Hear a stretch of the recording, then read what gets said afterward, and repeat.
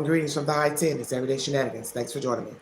This is a Q&A pertaining to the timeline, the evidence, the 50 witnesses, the motive of the murder of two baby boys who derived out of Bakersfield, California, better known as the Cal City Boys. We will chop up everything mentioned in this 30-plus minute news conference pertaining to the arrest of the adoptive parents. This conversation will take place between myself and my mod, Kinsley Masters. Thank you all so much for joining me.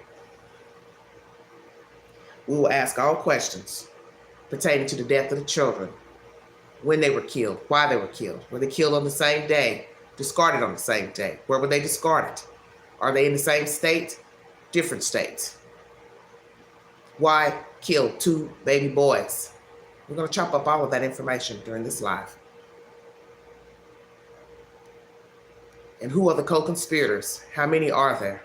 Will there be other arrests? All that will be discussed in this live. Thank you for joining me. This is Everyday Shenanigans. If you'd like to donate to the channel in the dream, $ Big Angie, 129 Cash App.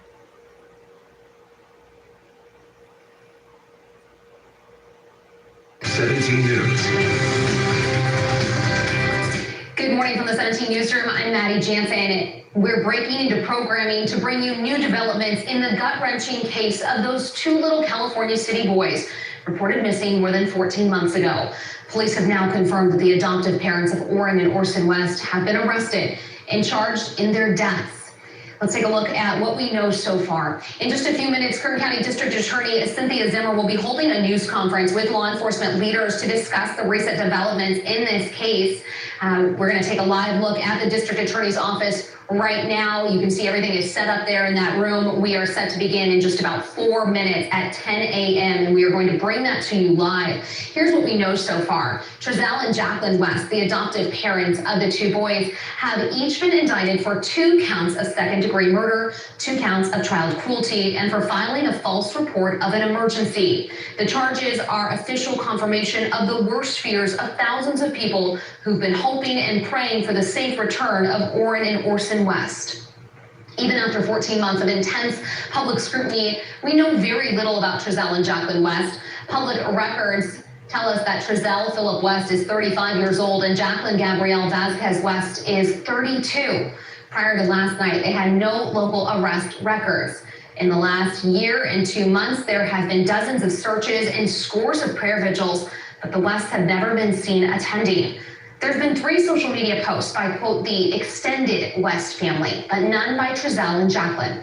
A yearbook confirms that Trezell was a 2004 graduate of Bakersfield High School. Public records show he held a security guard license that permitted him to carry an exposed firearm from March 2013 to March 2015. The exposed firearm permit was canceled when his guard license expired in 2015.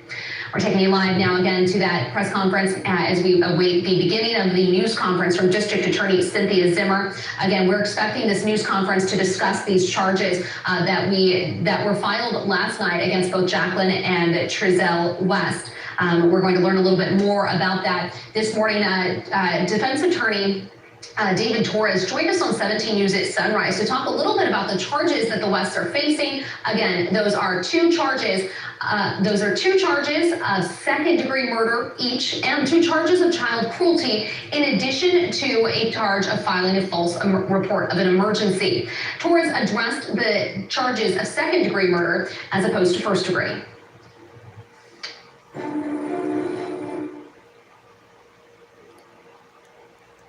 Intermission. Thank you for joining me.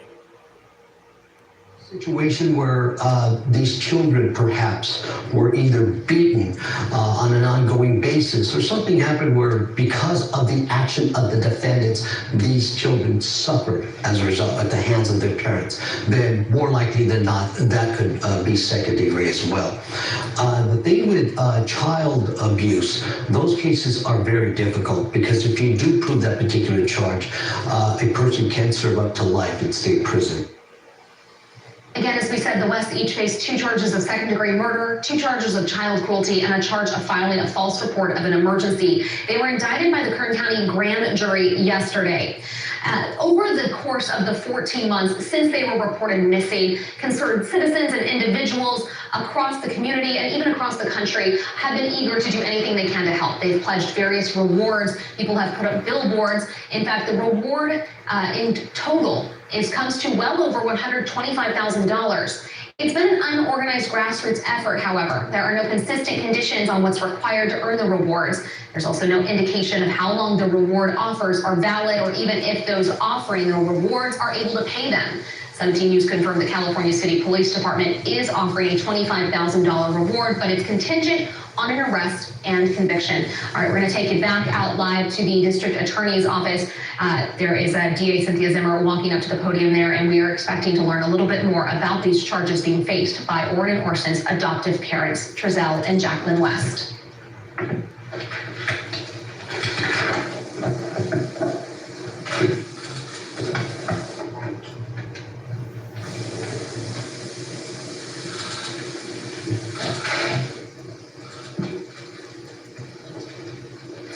Good morning. My name is Cynthia Zimmer. I am Kern County's district attorney.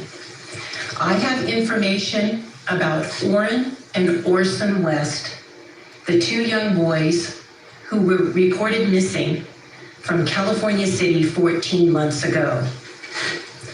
On December 21st of 2020, Orrin was 4 years old and Orson was 3 years old. Their adoptive parents in California City, Trezell West and Jacqueline West, reported to the California City Police Department that the boys had disappeared from their backyard. The California City Police Department began a search for the boys in the area around their home. After a period of time, the FBI joined in the search, as did the California Highway Patrol and search and rescue from the Kern County Sheriff's Department. The community also came out to assist in looking for the boys, but to no avail. They were not located. 1 week later, crucial information came to light that necessitated the involvement of the Bakersfield Police Department and the Kern County District Attorney's Office. Law enforcement worked diligently, hundreds of hours in the next 12 months, looking for the boys. This morning, I'm saddened to announce that the investigation has revealed that Orrin and Orson West are deceased. The investigation has also revealed that they died 3 months before their adoptive parents reported them missing.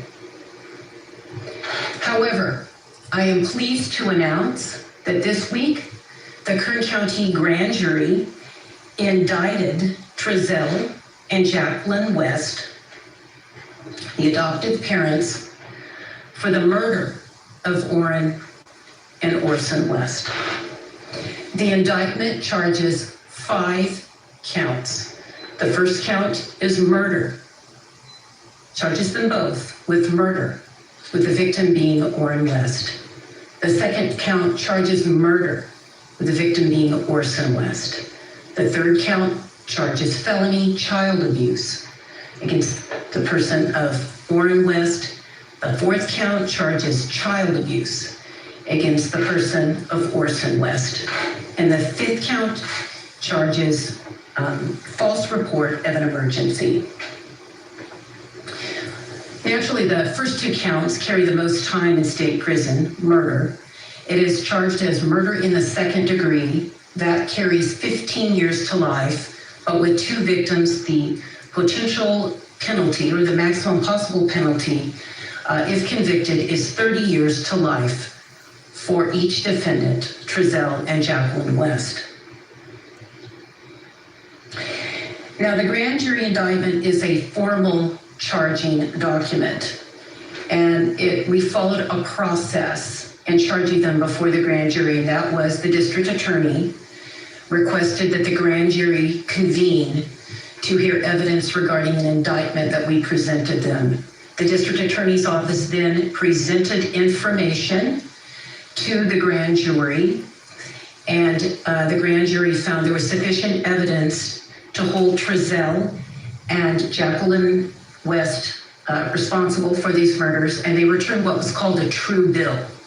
So oftentimes we call it they were indicted, but what they did is returned a true bill on the indictment.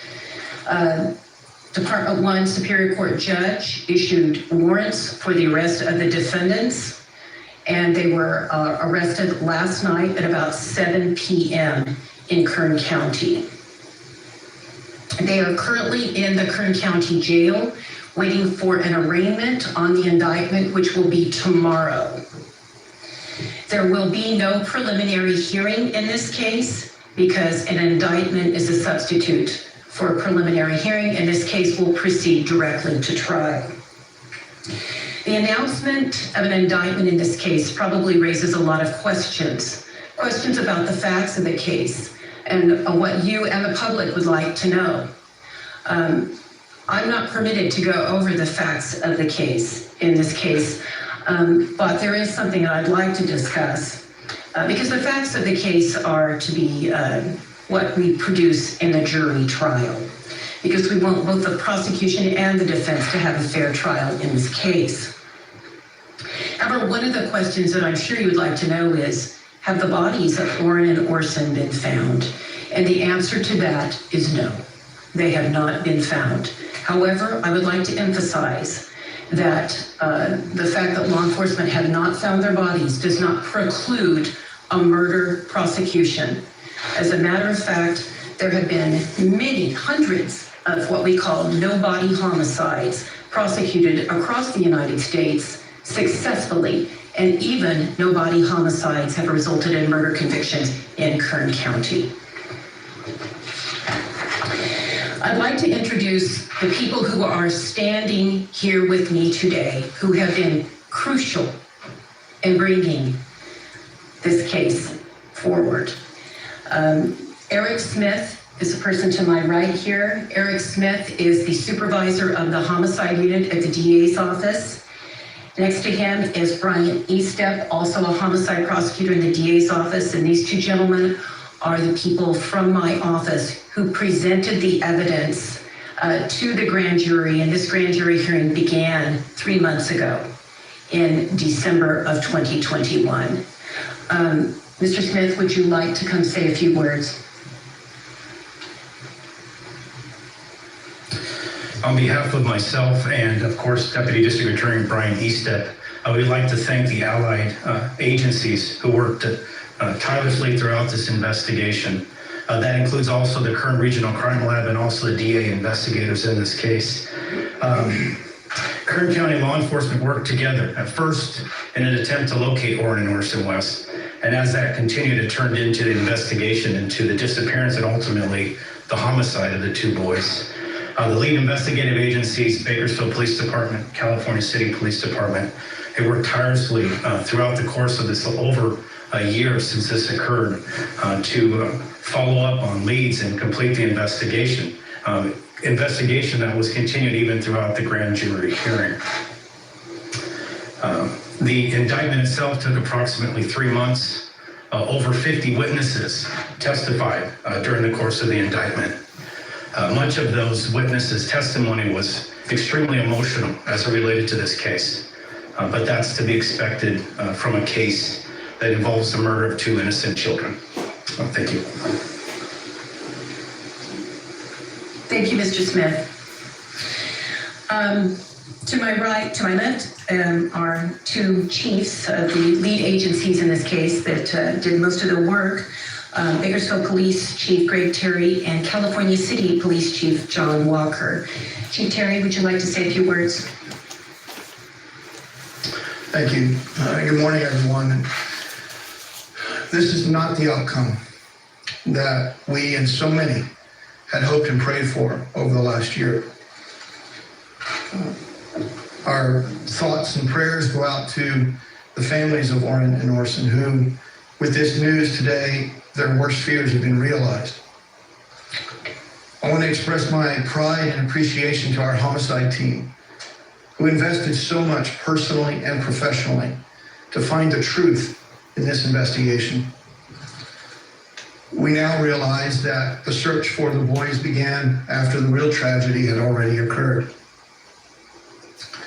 But it is the work and diligence of the investigators, our partners, California City Police Department, the FBI, the National Center for Missing and Exploited Children, and many, many other law enforcement agencies, community members, our own community members, and members of the public. That diligence, that refusal to give up is why we are here today. I also want to express my appreciation to our district attorney, Cindy Zimmer, for her leadership and for her commitment to the safety of our families here in Kern County, no matter how difficult the case.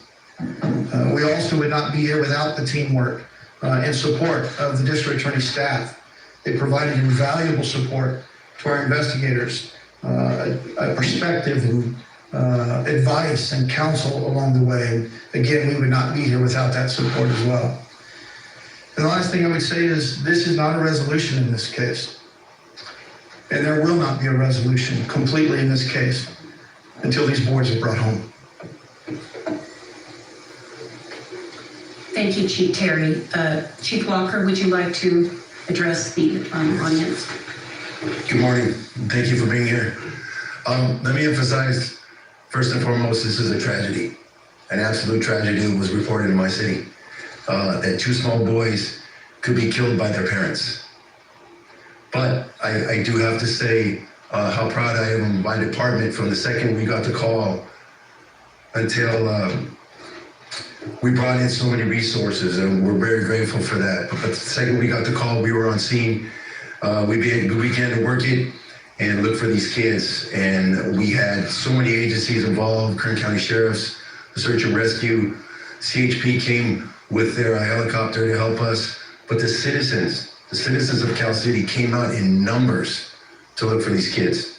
And then it began to grow to the outlying communities and eventually across the nation. We were getting people who were interested and they wanted to know where these kids were as well as us. And then eventually Chief Terry and the Bakersfield PD came in to help us out, and they've been instrumental to make this happen. So I want to thank all those people again for helping us to try to come to some kind of resolution with this. But again, the bottom line is we have two small boys that we believe are no longer here that are dead, and that's terrible.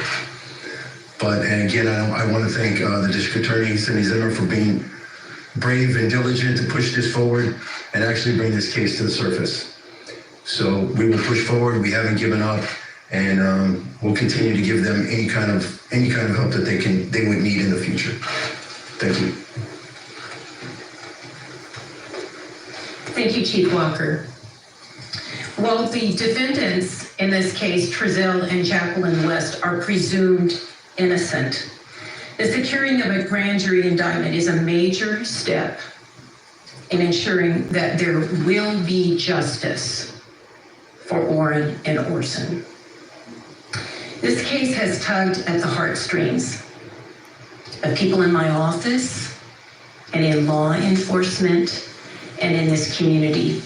It is a horrific tragedy that these precious little boys had to lose their lives.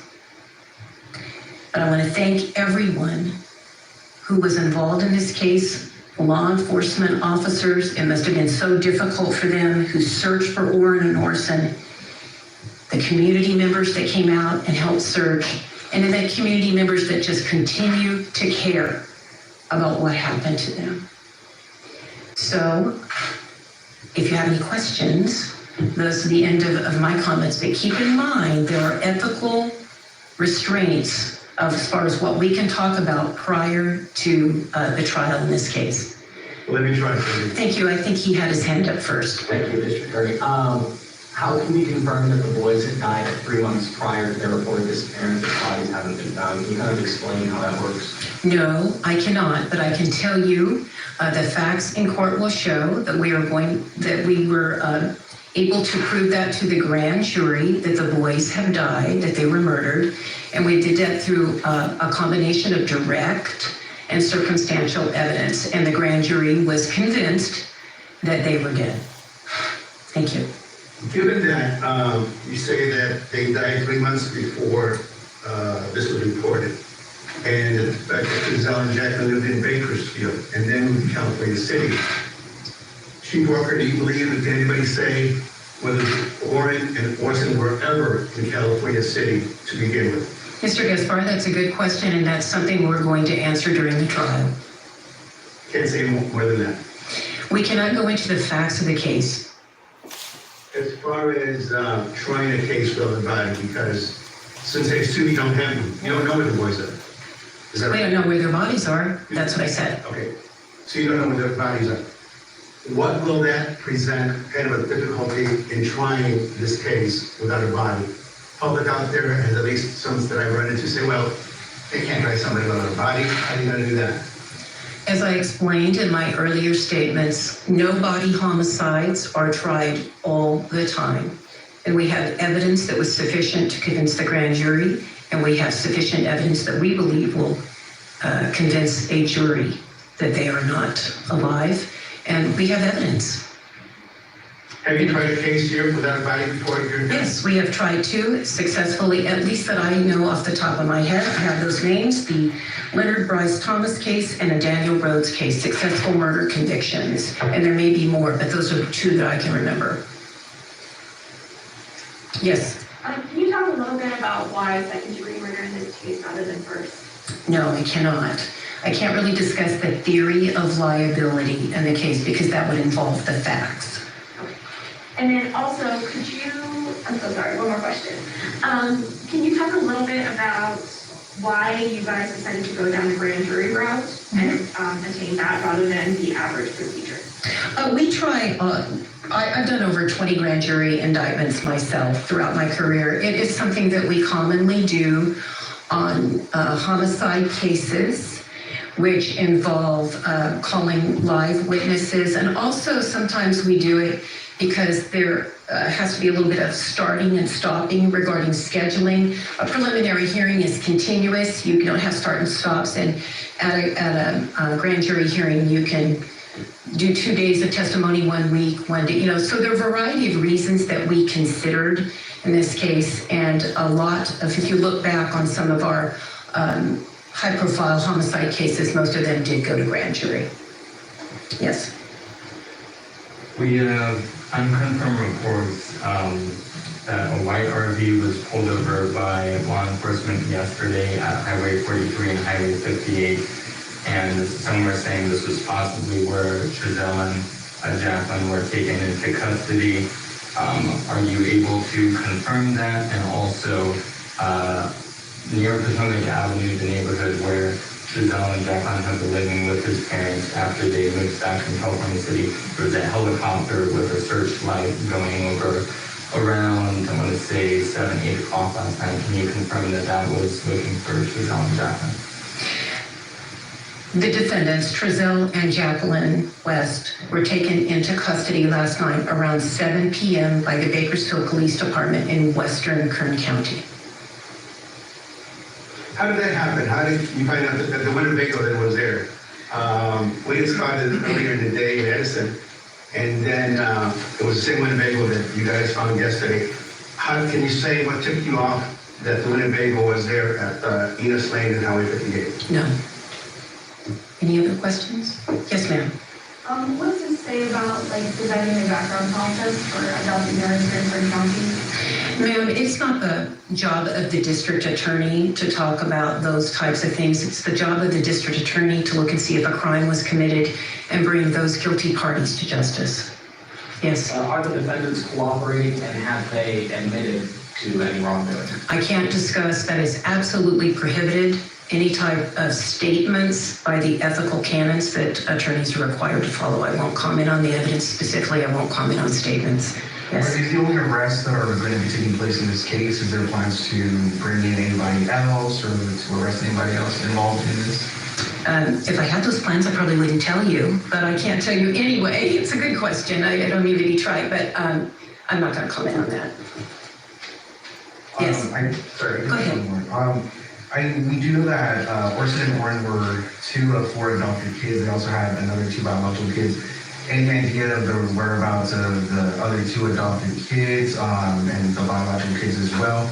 And were there any signs or prior signs of prior abuse in the household with the other 4 kids? I'm not able to discuss that, but it's not like the other 4 are missing. They are in the care and custody of the Child Protective Services.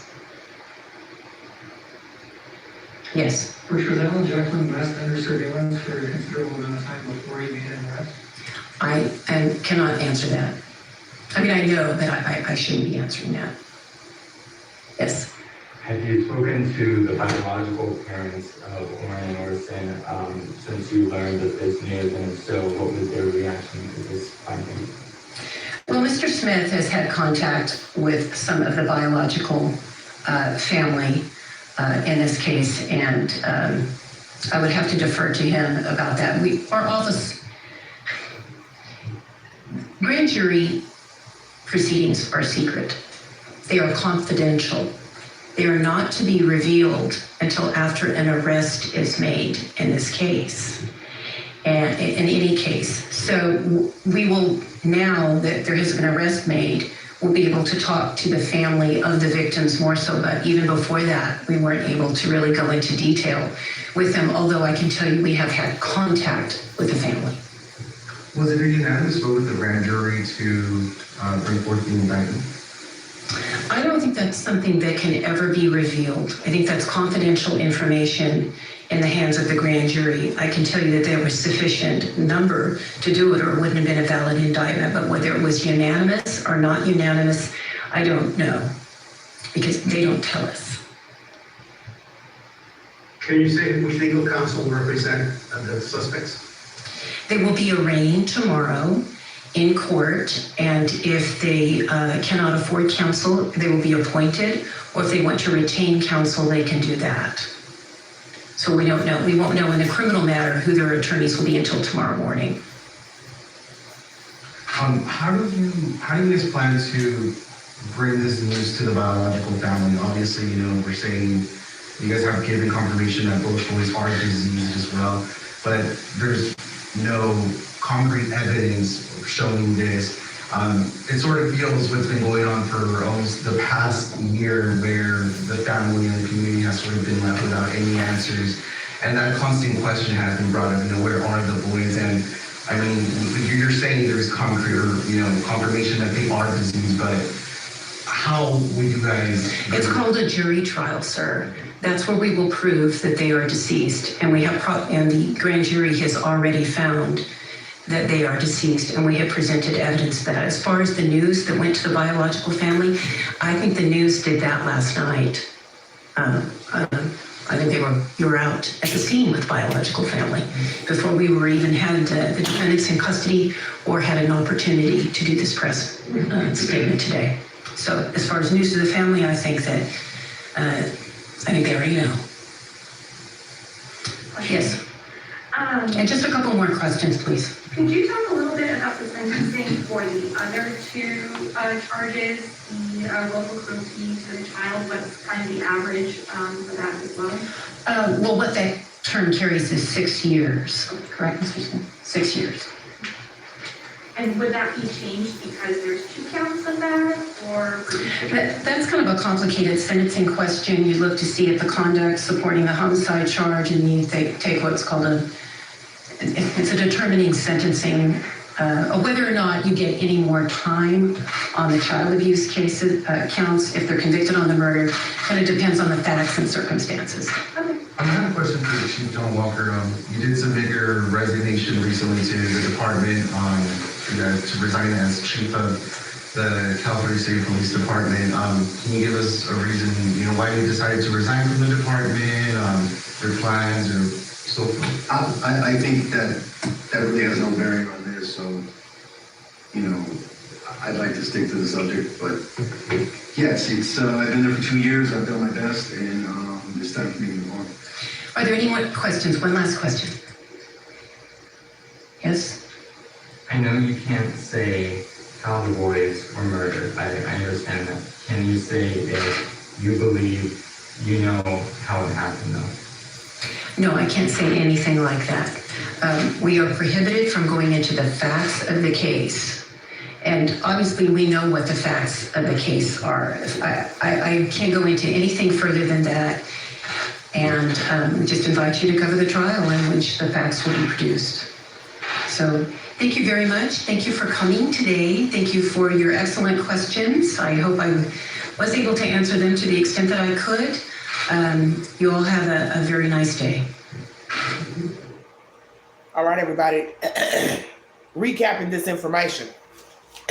Since the trial will not be taking place on the 25th of this month, and I will now go over my commentary, and my mod will join me after I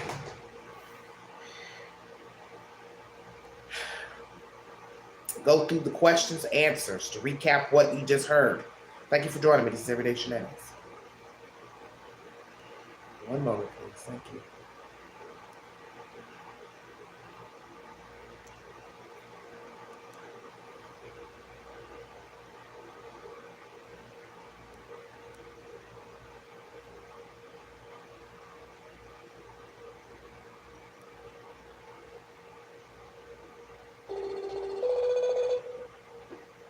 Hello, everybody in the chat. Thanks for joining me. Late evening. Hello, dear. Thank you for joining me. All right, everybody. I'm going to get started. Thank you. What was the motive for the deaths of the children? It is hard to fathom anyone, plural, killing the child. Is it because the children were rambunctious? That is what he mentioned during his first interview with the news. As he said to the public, if you see them, they will be rambunctious. So one could ask the obvious question. Were the children too much to handle for Jacqueline and Giselle West? But then the logic behind that would be, well, damn, how do you kill two children? When did they kill the children? This month of what? September? October? Same day, different day.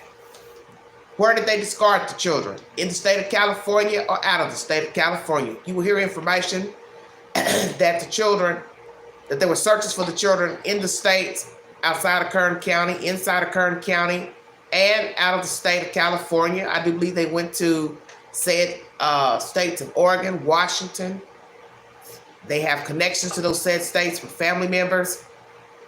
Did pings come back, data come back to show that these two participants, or one, went outside the state and they buried the children?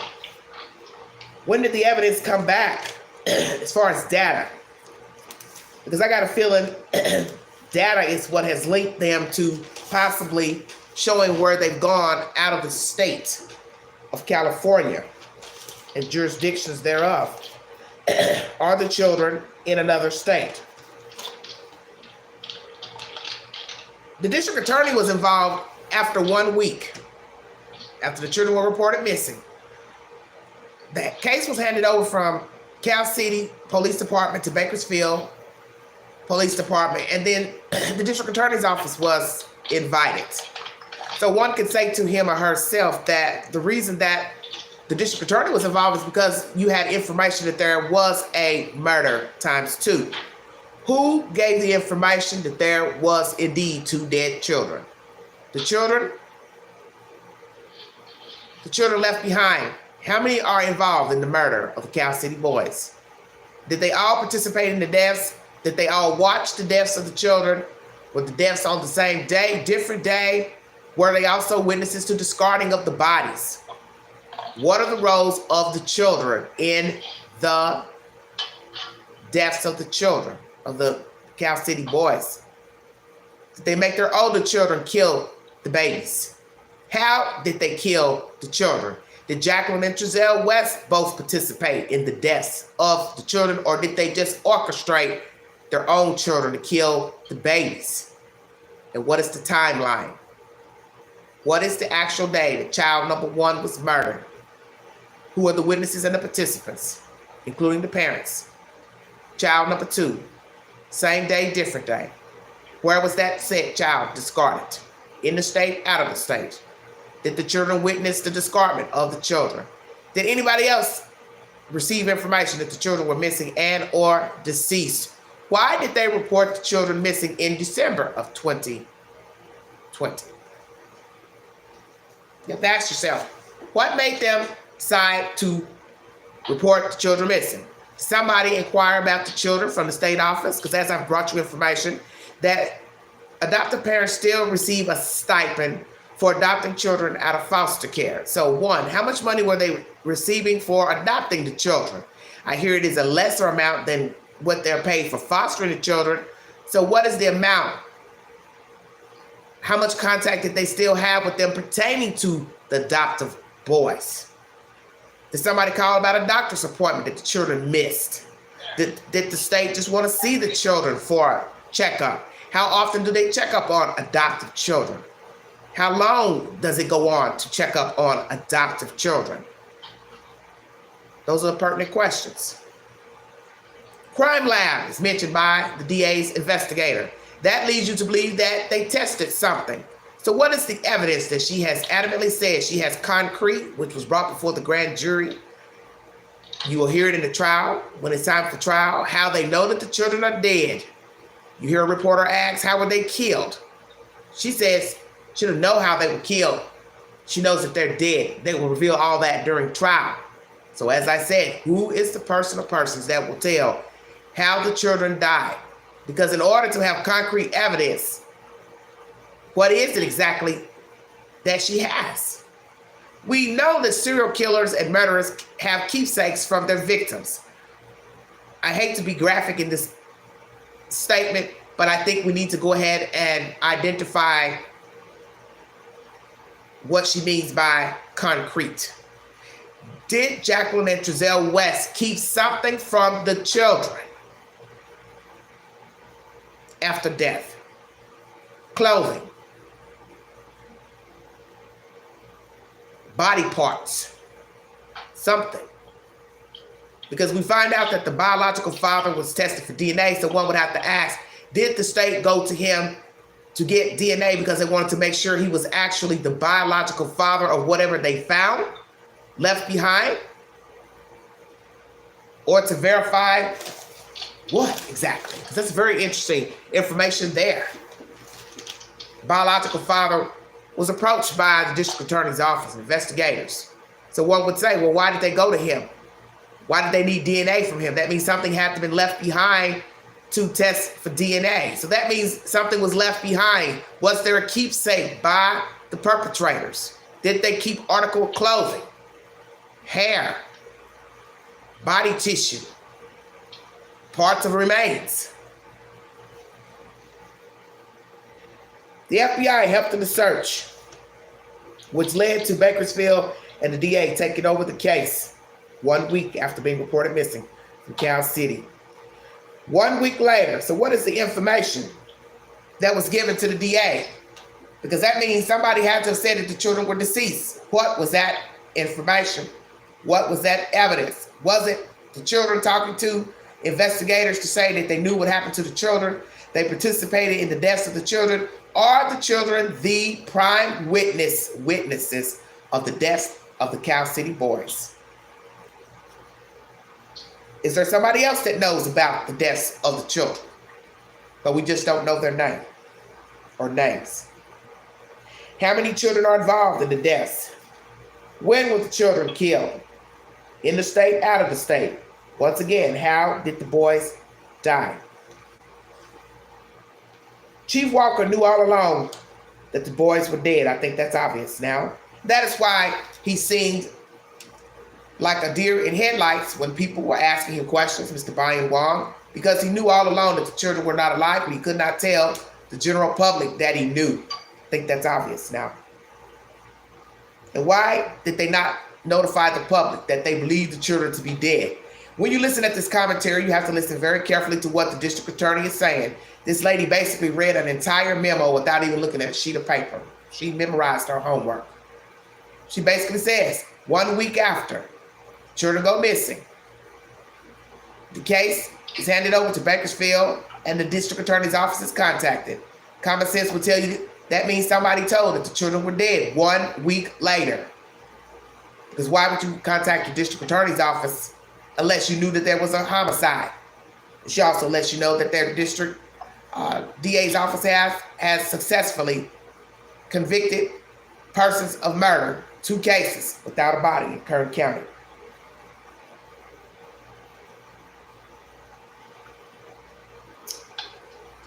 Once again, why did they not tell the public that the children were dead?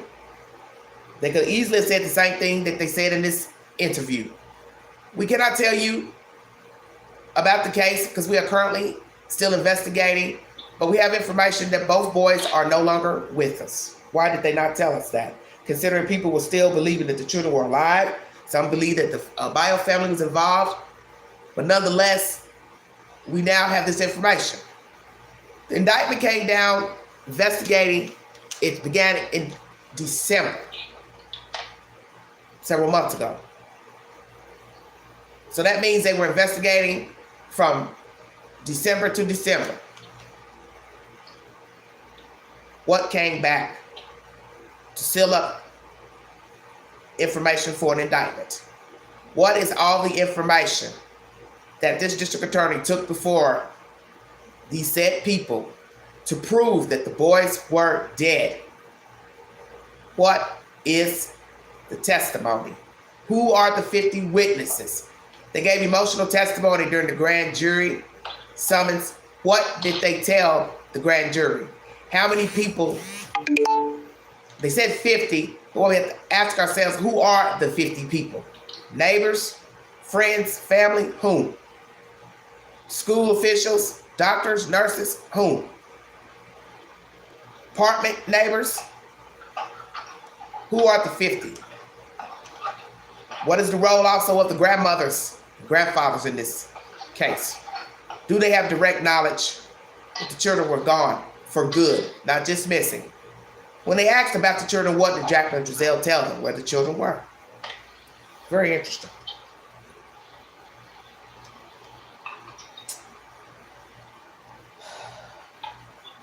Did the children still see Jacqueline and Giselle West? That's something I'd like to know, because if we get information that the children were dead and they knew that the children were dead a week after they went missing, then one could ask, did the West have contact with their remaining children and adopted children, foster care children? If we find out later that they did, that will be even more heinous than the storyline itself. That you continue to let these people see their children. Naturally, they would watch them, of course, but still, do we want to know that they were in the company of their children after they used their children to murder their other children? Would that be right and fair to let children still be in the company of murderers and people who aided them to murder? What will the trial reveal? I think I'd be very devastated to find out that they let the West continue to see their children. And at what point did they stop letting them see the children, if any? Was it up until they were arrested that they were still visiting the children in foster care? What is the truth? They were in an RV, apprehended. How long had they been living in the RV? Why not live in the house? I think we know the answers to that. They didn't live in the house because people were stalking them. YouTubers, random people driving by, gawking at the house, hanging outside the house. Their behavior, questionable, never looking for the children, searching for the children. No more interviews to the public. Very sick behavior of people who did not seem invested in the kids. And I think we are going to be even more sick when we get all the details to when the children died, how the children died, the roles of the other children in the deaths of the boys, the roles of the parents, where the children are discarded perhaps, what all data has come back and revealed about their whereabouts, Google searches, Google travels. Did they have notifications on their phones when they travel up until reporting the children missing? I think we're going to be very disturbed by that said information. Once again, what is the DNA that they used to test the father, bio father, against? What do they have as evidentiary material? She makes it known, that she has circumstantial evidence and concrete. What is it? As I said, did the West keep keepsakes from the victims of the children?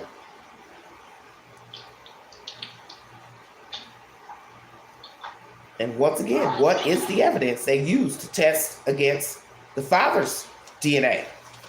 Is this a matter of fecal matter, urine, saliva, blood, or partial remains of the children? Did they keep any of those items? I think it would be very baffling to find out that anything I just named was left behind and kept. How sick and macabre would that be? That they kept items, sold items from the deaths of the children. And those items were confiscated during their search, Cal City House. They kept it, kept something. Did the children ever make it to Cal City? That was asked. She said she will not reveal that information until trial. So did any of the children make it to Cal City? Once again, when were they murdered? What day? Same day, different day? What was the motive? Why kill two baby boys? Were they too much to handle? They were ashamed to have to give the children back to the state. So they didn't want anybody to know that they failed at rearing the children. So they killed them. But then one could say, goodness grief, two children were that bad they would kill them? What will be their defense? What will be their defense? Will they testify during trial? Possibly not. Will they take a plea before the trial is over? When their children testify, will they then decide to take a plea? Okay, they got us. We're caught. Let's take a plea. Will one or the other turn on the other one, Jacqueline Giselle West? Or will they go all the way with this? It was asked about surveillance. How long? She did not answer. The district attorney. Once again, if they were ever in Cal City, the children, she said we'll mention that during trial. Will there be other arrests? She gave no comment. Second degree and liability. You only hear about that information during trial. Live witnesses testify before the grand jury. As I said, did somebody else know about the children missing? Or help aid kill them? We got information through YouTube about a burnt seat being seen in a ravine. I don't know if there's any truth to it being anything involved with the West family or their vehicles. But let's just say somebody saw the seat in the backyard of Wanda's house. It went missing. Some people went poking around, saw a van seat. Is it actually a seat that belongs to Jacqueline and Giselle West's automobile? If so, why would you throw it in a ravine near your mother's house? Hypothetical. They were living in an RV. Once again, why? As I said, as not to draw attention in the house in Cal City. Did they abuse all of the children? Or did they only choose to abuse the West babies? How are the children affected now who aided in the deaths of the babies? Do they need counseling? Are they having nightmares? Do they exact any type of volatile behavior? Where are they exactly in the state of California? Are some together or apart? Where are those boys in foster care? Why not take a plea day one when you got arrested for the murders of the boys? Why prolong a daunting trial? Taxpayers' money to pay for a trial that you know you're guilty, you aided your children, and yet you're going to go into court and say, nah, I didn't do anything. And you know damn well who the witnesses are and who knows what you did to the children. They're your own children. Who gave the tip to the RV? As far as the reward money, $25,000 of that money by the police department will only be given out for an arrest and conviction. So I guess the other $100,000 plus will stand on whomever gave information. So imagine if it's the children who told. Will they give the reward to the children? Although they're all under the age of 18. But will the money go to the children if indeed they are the people who told on their own parents? It was asked, are they cooperating? She said she can't say anything about any evidence or statements that the West gave. It was asked about where the children are, the remaining children. She told them, reported that the children are in state's care, so they are alive. She cannot give you any information pertaining to the family's response, but they were notified the day before. Did they even tell them how the children died or how they suspected the children died? District Attorney. 1 year gathering evidence, and still, as I said, no mention that the children were dead. Do you feel like they had a legal obligation to tell us that the children were dead? Can't give us information, ongoing investigation, but know that they are not alive. And she was questioned about this. How are you going to seal this guilty verdict without a bodies? She says, I have concrete and direct information. What is that? Testimony from the children, pictures, video, soiled clothing, partial remains. What do they have? And once again, did they tell the family evidentiary material that they have? How they think the children died? Chief Walker was asked, why did he resign? He said it's basically, this press conference is about the boys, but he worked for 2 years and he did his best. Did he resign from all the flack that was running amok social media, possibly in their town? People upset because nobody had any information about the Cal City boys. Did he feel some way responsible for not being able to tell anything? But he had to have known because, as I said, she tells us that 1 week later, the case was turned over to Bakersfield. And maybe the scrutiny from people thinking he didn't know his job or wasn't doing his job properly, he just couldn't say anything. So he felt some type of way and decided to quit as chief. A reporter asks, how did it happen? She says she knows the facts of how it happened. Kinsley Masters. Hello, Donna. I just think it's very telling that this case left exactly 1 week back to Bakersfield, and that tells us a lot. And what does it tell us? That tells us that they knew right away, possibly, that those kids never made it to Cal City, that the crime actually occurred there in Kern County. Well, what if we find out that 1 or 2 did make it to Cal City, but maybe not whole? That it's very possible. I mean, they really could have. Let's just say they were, killed in Bakersfield and then transported to Cal City. Exactly. That is a possibility. Because they were asking, let's bring in why we're saying this. Could it be that 1 or more of the children made it to Cal City alive or deceased? Because in the affidavit, it is said that they asked Wanda to stay at the house the weekend of the 18th September, I believe. So one would have to say, why is that relevant in the documents? Why is that even mentioned? It has to be mentioned because it has some relevance to the case. So could it be that the children had planned murders? They were going to plan to kill the children, and they needed Wanda to stay with the children, the remaining children, so they could take the bodies out to be discarded in Kern County, out of Kern County, in the state of California, or out of the state of California. There is a reason for that to be mentioned in the affidavit about Wanda West staying with the children, because it makes no sense to mention it in the documents unless it has something to do with the boys. And I believe they wanted her to stay with the remaining children while they discarded 1 or more of the boys. Yeah, I think that also. She wasn't named for no reason. Yeah, it makes no sense to even record that statement saying he wanted to contact her to stay with the the children on the 18th. Then they said she wanted to contact blah, blah, blah. It's like repetitive. Then they said they both were saying how many children were actually staying in the house, and they deleted their names in that document. All of that is relevant for some reason.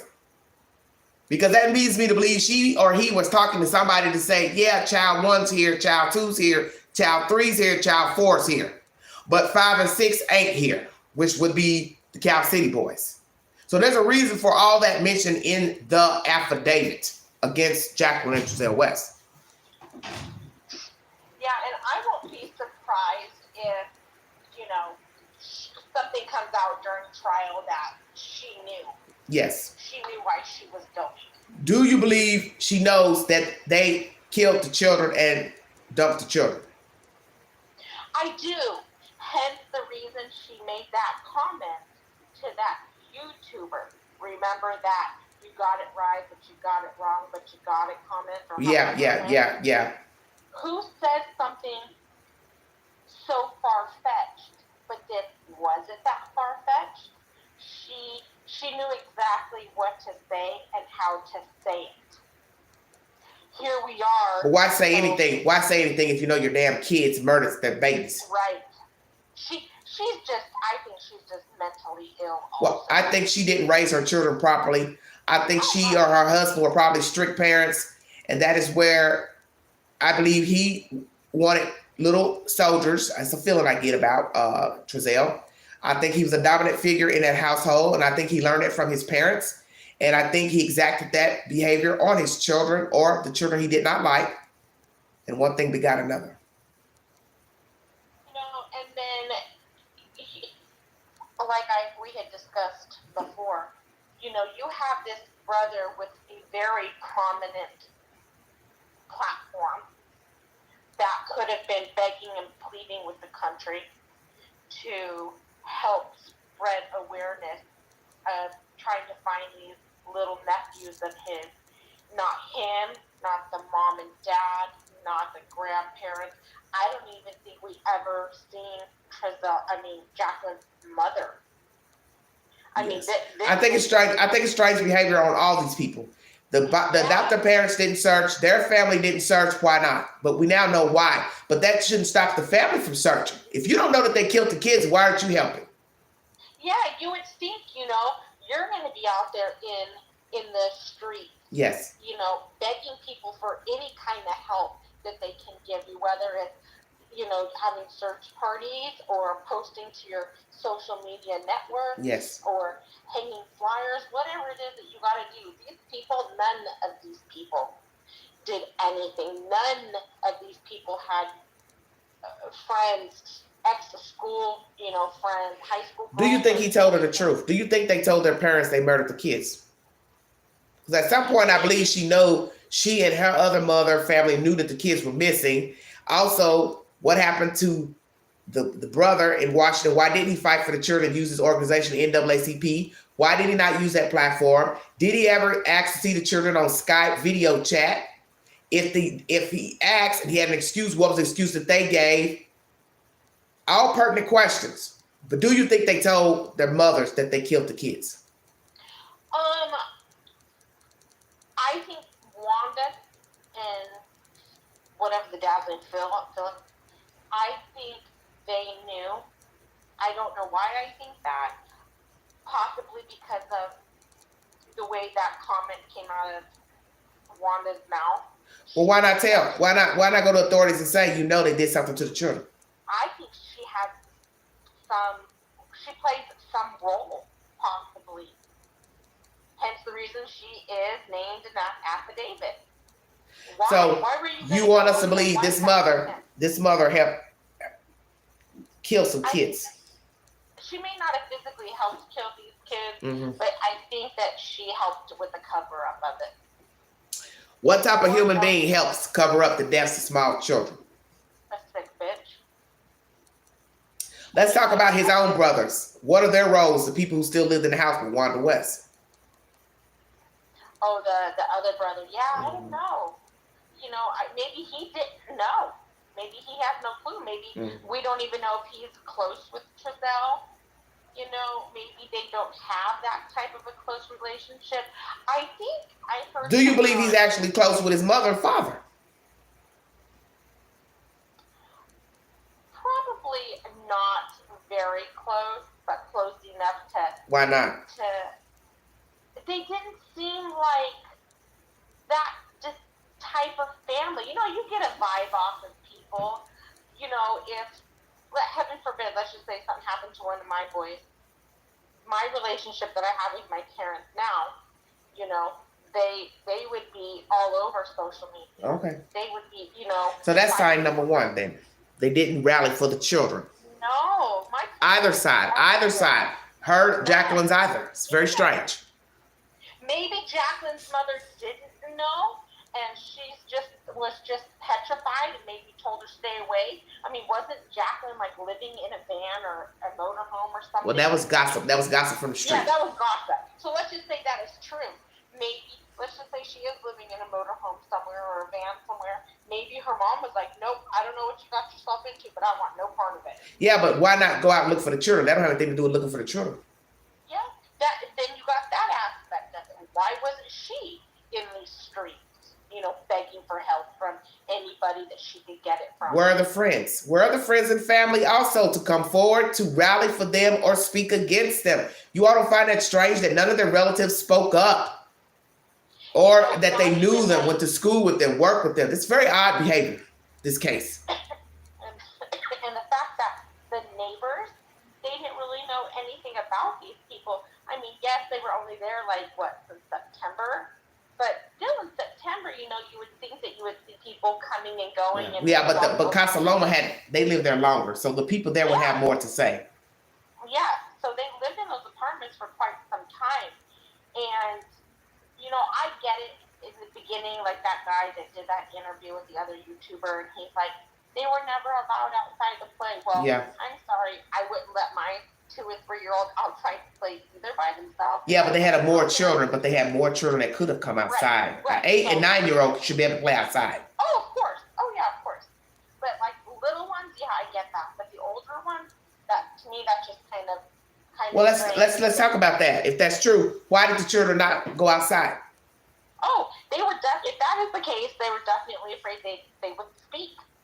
You know, they would tell somebody something about what was going on in that house.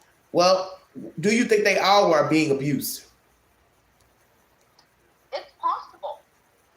I mean, look at this. It states in that affidavit that either there was a child helped with the murder possibly, or maybe it means that child witnessed the murder. Come on, that says a lot. Maybe these kids were just used and abused. Yes, possibly. all of them perhaps. Yes, if you're going to use a child to kill another one of your children, that tells me that there was either a lot of mental abuse. Do you think he abused Jacqueline? There was a lot of it going on. Do you think he abused Jacqueline? I think she was probably afraid of him, and he was more of the aggressor. Okay. Because if you look back at that interview that they did, I mean, even though she sounded like an idiot, it was almost like he didn't want her to talk. He needed to control the. Well, they didn't plan it well anyway. No, of course not. Let's talk about that. Why? And that's the main, really, theory of this live. Why did they kill the children? What is the timeline of killing the children? Who's all involved in killing of the children? You know, and what was I going to say? Something else. Tip of my tongue. It said in the affidavit they were going to kill the children in what was that, September, October. So why did they not kill them then? Why did they wait 3 months to kill them? Because we always question why did they kill the kids? Why did they report the kids missing in December? Now we go back to the affidavit that states this was supposed to be planned, this reporting of the children missing back in the fall. So why did they renege and hold out 3 months later and wait to call in the disappearance in December? What drove them to wait 3 months and not say they were missing right after killing them? I think they got a call from someone in, you know, the CPS realm. Maybe CPS reaches out and says, hey, you know, we're just checking in. We want to do a yearly visit because none of us really truly know unless we work for CPS. What is their protocol? Even though a child is adopted, does all communication stop with CPS, or are they supposed to do like one yearly visit a year? Well, we know that they probably still visit because they're still giving them money. So it would be no different than if they were fostering children. Correct. I think they would visit them still. I'm thinking something transpired from that, and they're like, "Hey, we're going to come out and do a visit," and these kids have been gone now 3 months because they said they're pretty positive that these kids have been gone 3 months prior. Yeah. So that puts the death at like September. So let's go here. What was the motive for moving to Cal City? Because there was information that got to Chris Thorns through the realtor that they had been looking to purchase the house in the spring, but so many mishaps was happening between she and Jacqueline and Trezell because they didn't have the money. Some shady character coming in to talk and make deals, blah, blah, blah, if you believe any of that. So what can we believe? Because like I said, everything's hearsay. One can say, oh, they went and bought this house and moved into it in the fall because they killed the kids in Bakersfield and wanted to get away and run to Cal City. But everybody knows you're still going to be getting funds from the state. So you can't run anywhere, but you have to give a change of address unless you use a P.O. box. So what was the motive for moving out there if indeed they had been wrangling with the house since spring of 2020? I think like them saying, hey, let's go to Cal City because it's an hour and a half away from everybody pretty much, probably within their immediate family. He's a weirdo. He wants to be out of the peripheral vision of. But why? If you're not dealing with people, what's the difference to move way out there? You still had neighbors. He's weird, so we can't get into. And they still didn't mind giving up information in Cal City. So what would be the difference? Yeah, maybe that's the only place that they could really afford to purchase. Yeah, because a house is $100,000. That's chump change, California. Yeah, that is probably honestly the only place that they could. Yeah, but are you not? But how about this? How about you're not focusing on something that's very obvious?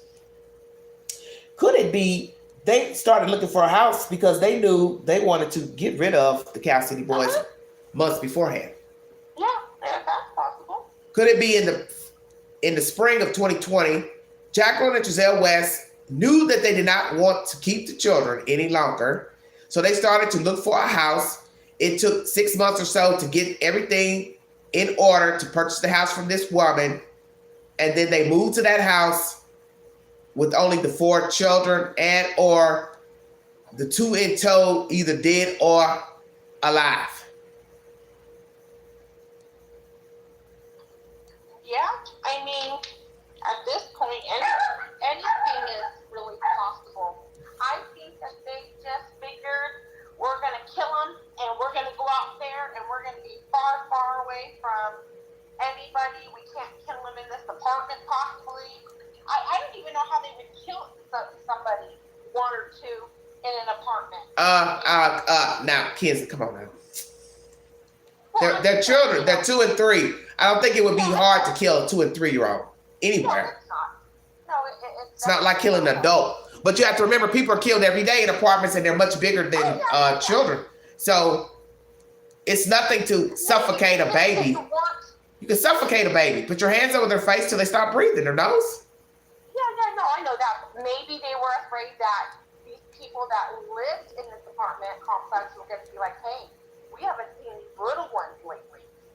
You know, what happened? Possibly. We got to get the hell out of here now. You know, people are going to notice that we only got 4, we have 6. You know, but if they don't know your business, how about this? If they don't know your business, you could easily say if somebody was a nosy Parker and said, hey, where are your other 2? You can easily say, oh, they're foster children. They went back with their family. Who's the question? Don't nobody know. Oh, yeah, I mean, that can happen also. I mean, we have, at the end of the day, we don't know how these 2 idiots were thinking. You know, we don't know, you know, what their motive was. Could they just not handle them? Did they think that they could kill them and still collect the money? Were they afraid to give them back because people were going to say, you know, what the hell's wrong with you? You can't raise your kids. You can't, you know, anything really. My other thing is I wonder if, you know, how do I want to say it? So they go and they swab this biological father for DNA. Was it because they have something, or was it to make sure that he was in fact the biological Or father? both? Or could it be both? It could, oh yeah, of course, it could be both all day long. What I'd like to know is, how do you think the children died? Oh shit, I don't even know. You know, they could have drugged them. They could have told these other kids, you know, they're being bad. Get over there and go hit them. Go Yeah, them. yeah. Incited them to beat the children up. Uh-huh. Do you believe they participated in the deaths of the children? Oh yes, yeah, I do. So you think they actually physically hit the children as well? I do. Both Jacqueline and Trezell?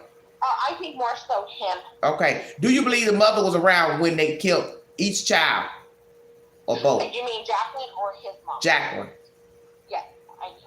You believe she watched him aid the children and murder the children? I think so. Why would a person watch somebody kill two babies? I was just gonna say that. That makes her a sick, you know what? To sit around and knowing that your husband, you guys are in collaboration with killing these kids that you adopted. You know, maybe she walked in on it, but then again, how is that? Well, you can't explain it. You can't explain it if he killed them at two different times. You can't logically explain how you killed two children either together or separate, really. Did he, if that happened, you're killing two kids at two different times and you're having the same child help? That's where it all gets all twisted. How did this child that is, you know, in this affidavit, how did that go down with this other child? Was it like a UFC, you know, fight match in the house, or did they tell this child to just go beat the hell out of him? Yeah, I think it's two separate times, because when you go in the affidavit, it's got the 11th and then they've got the 18th. So it makes me think that possibly the deaths occurred separately. It could have, yeah, it could have.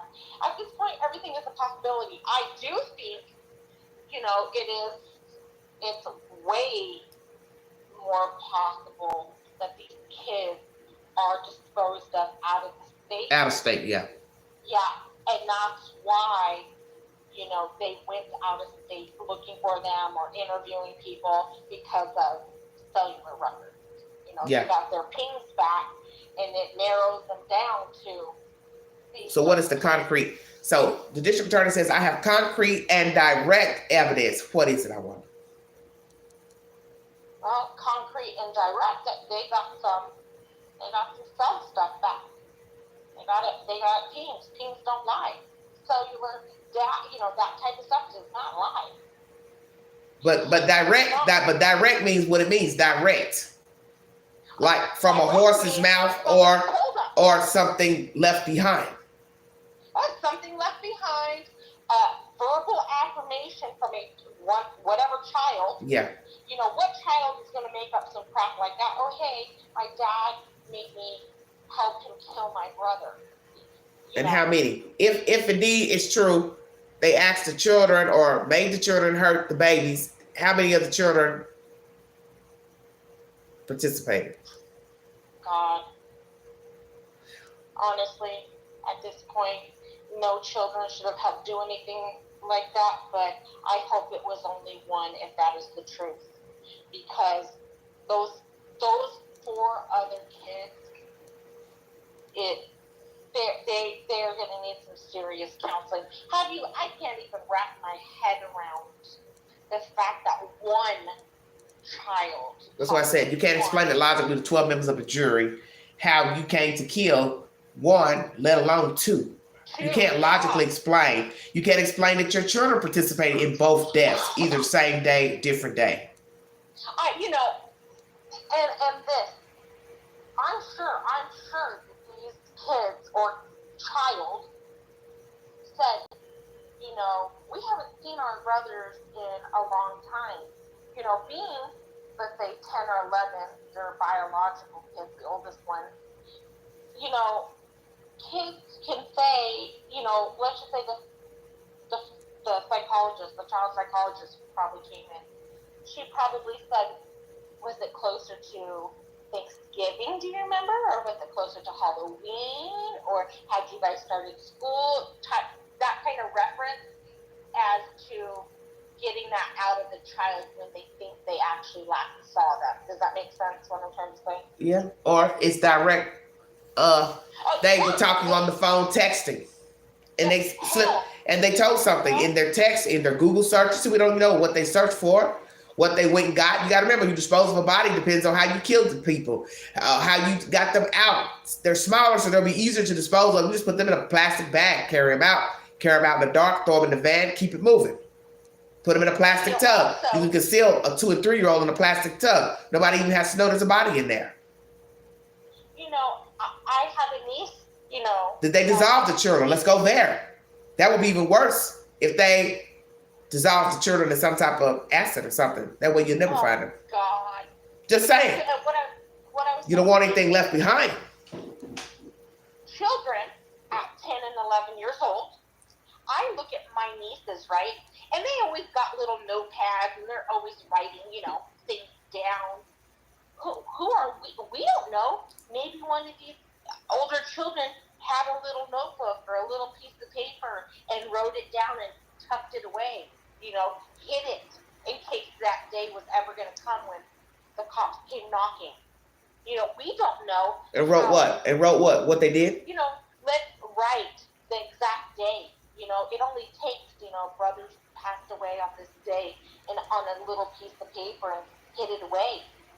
Well, I really like to know what is the evidence. I like to know what is the concrete, what is the circumstantial. I like to know, is it pings that came back? Is it Google searches? Is it things they look for on the internet? Things they bought from the store? Did they buy certain things to get rid of the children with? Tools, any type of liquids? 1,000 questions pertaining to these children and how they got gone and who all participated, who all has guilty knowledge. Did somebody see something indirectly and didn't think anything about it? And then later, when the children went missing, they went and talked to police. And why did they not have anybody come forward on their behalf or against them to say, yeah, they're good people, bad people? I just find it strange. Nobody had anything to say but his mom, of course, and dad during that goofy ass interview with ABC. But other than that, you don't have anybody coming forward to say nothing on behalf of these people. That is very odd in this day and age of social media. And what did they say? They interviewed, what, 50? But the Wells, it's the same thing. They don't have any friends, no family either. So the cases are eerily similar. The West and the Wells case to me. 50 people. So we know that possibly it's not. And he said they gave emotional testimony. So what would these people have to testify emotionally about? I found that strange. Maybe they had conversations with these people, or maybe these people are cousins and said, yes, he's been a weirdo. He's been a weirdo his whole life, you know, or maybe he called me on this certain day, or she called me on this certain day, and they had a very bizarre conversation. May not have said, hey, we killed our kid. Okay. But, you know, they had a different type of conversation. Yeah, that's what I'm curious about is the testimony from the witnesses, because they said some gave, I guess, emotional testimony. So I'd like to know who and how many gave an emotional testimony, because what you have to ask yourself is, what is it that you would be emotional about pertaining to the children and testifying? If you don't know them, you don't see them, you don't deal with them, so why would you be emotional in giving a testimony? You'd only give an emotional testimony if you knew something. Yeah, I think we are all going to be brought to our knees when we really hear how these poor boys, how they think they died. Yeah, I think it's going to be very devastating. We're really going to find out the Don't know what was in her house. Who knows? May not have had anything in her house. Maybe that was part of the problem why they took the other children. See, that's why you know there's something odd about this case versus Summer Wells. These boys got removed right after the report went in. Those children in the Wells case didn't get gone to 6 weeks later. Why? What's the difference? Because as Byron Wong said to Chief Walker, a lot of children go missing, but the state don't remove the other siblings. That was a very valid point he made. Very true. That a lot of children go missing, but their other siblings don't get removed by the state. So what made the state remove the children out of the West house? I'd like to know that. Well, John Walker said in that very first interview he did right outside of their house, he said he had a feeling that foul play was involved. Well, so then that means what? You walked in the house and saw what? Or you went by instinct as a police officer? He probably went by instinct. He probably went by their presence, their vocabulary, no eye contact, the way they were acting, and he knew. He knew in his gut that they had to get those other 4 kids out of that house. Well, and they made the right decision. Now that we know that 1 week later, they got information that the children were dead, which is so jacked up to me that you would not tell the public. Let's go there. Why did they not tell the public that the children were dead last year? I think just possibly because of the mess that they've seen going on with the YouTubers. They wanted to hold whatever little bit of information that they had right to them and them only. Yeah, but beside YouTube, interference and stuff, it's really not principle. You're talking about 2 children. They're human beings. So whether they were grown or children, people were still hoping that the children are alive. How are you going to just keep investigating the case and not even say that the children are dead? That seems cruel to me not to say that they're dead. It's possible that they did not want to lead Jacqueline and Trezell on. They did not want to let them know that they knew that they were dead. They did not want to give them any opportunity to leave. They didn't want to give them any opportunity to possibly relocate remains if they were in fact in California, these remains. It probably has a lot to do with that, with not leading Jacqueline and Trezell on to any type of anything, and probably to keep the chaos down from outside of the house or down in front of frickin' the Cal City Police Department. Yeah, but I'm just speaking theoretically. It's just rude though, and it's disrespectful to the dead because there's people who want to know where the children are. You still got to remember, you're paying for billboards. You're still passing out flyers. Yeah, you may not have the bodies, but I think the public had a right to know that, hell, you're not looking for them alive now in case people thought they were alive. Yeah, no, I get it. Morally, to us, people on the outside, we think it's really rude. Yeah, I mean, we understand you're investigating. That's not what I have a problem with. I know what an investigation is.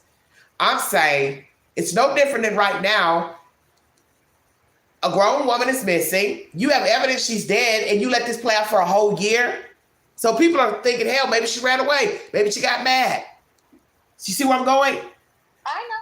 I see that. So people are still passing out flyers for a human being that is already gone. So somebody might be just walking around here thinking they saw her at the mall, which that went on with those crazy ass YouTubers out there making up wild stories and stuff. This is why you needed to tell them that they were dead.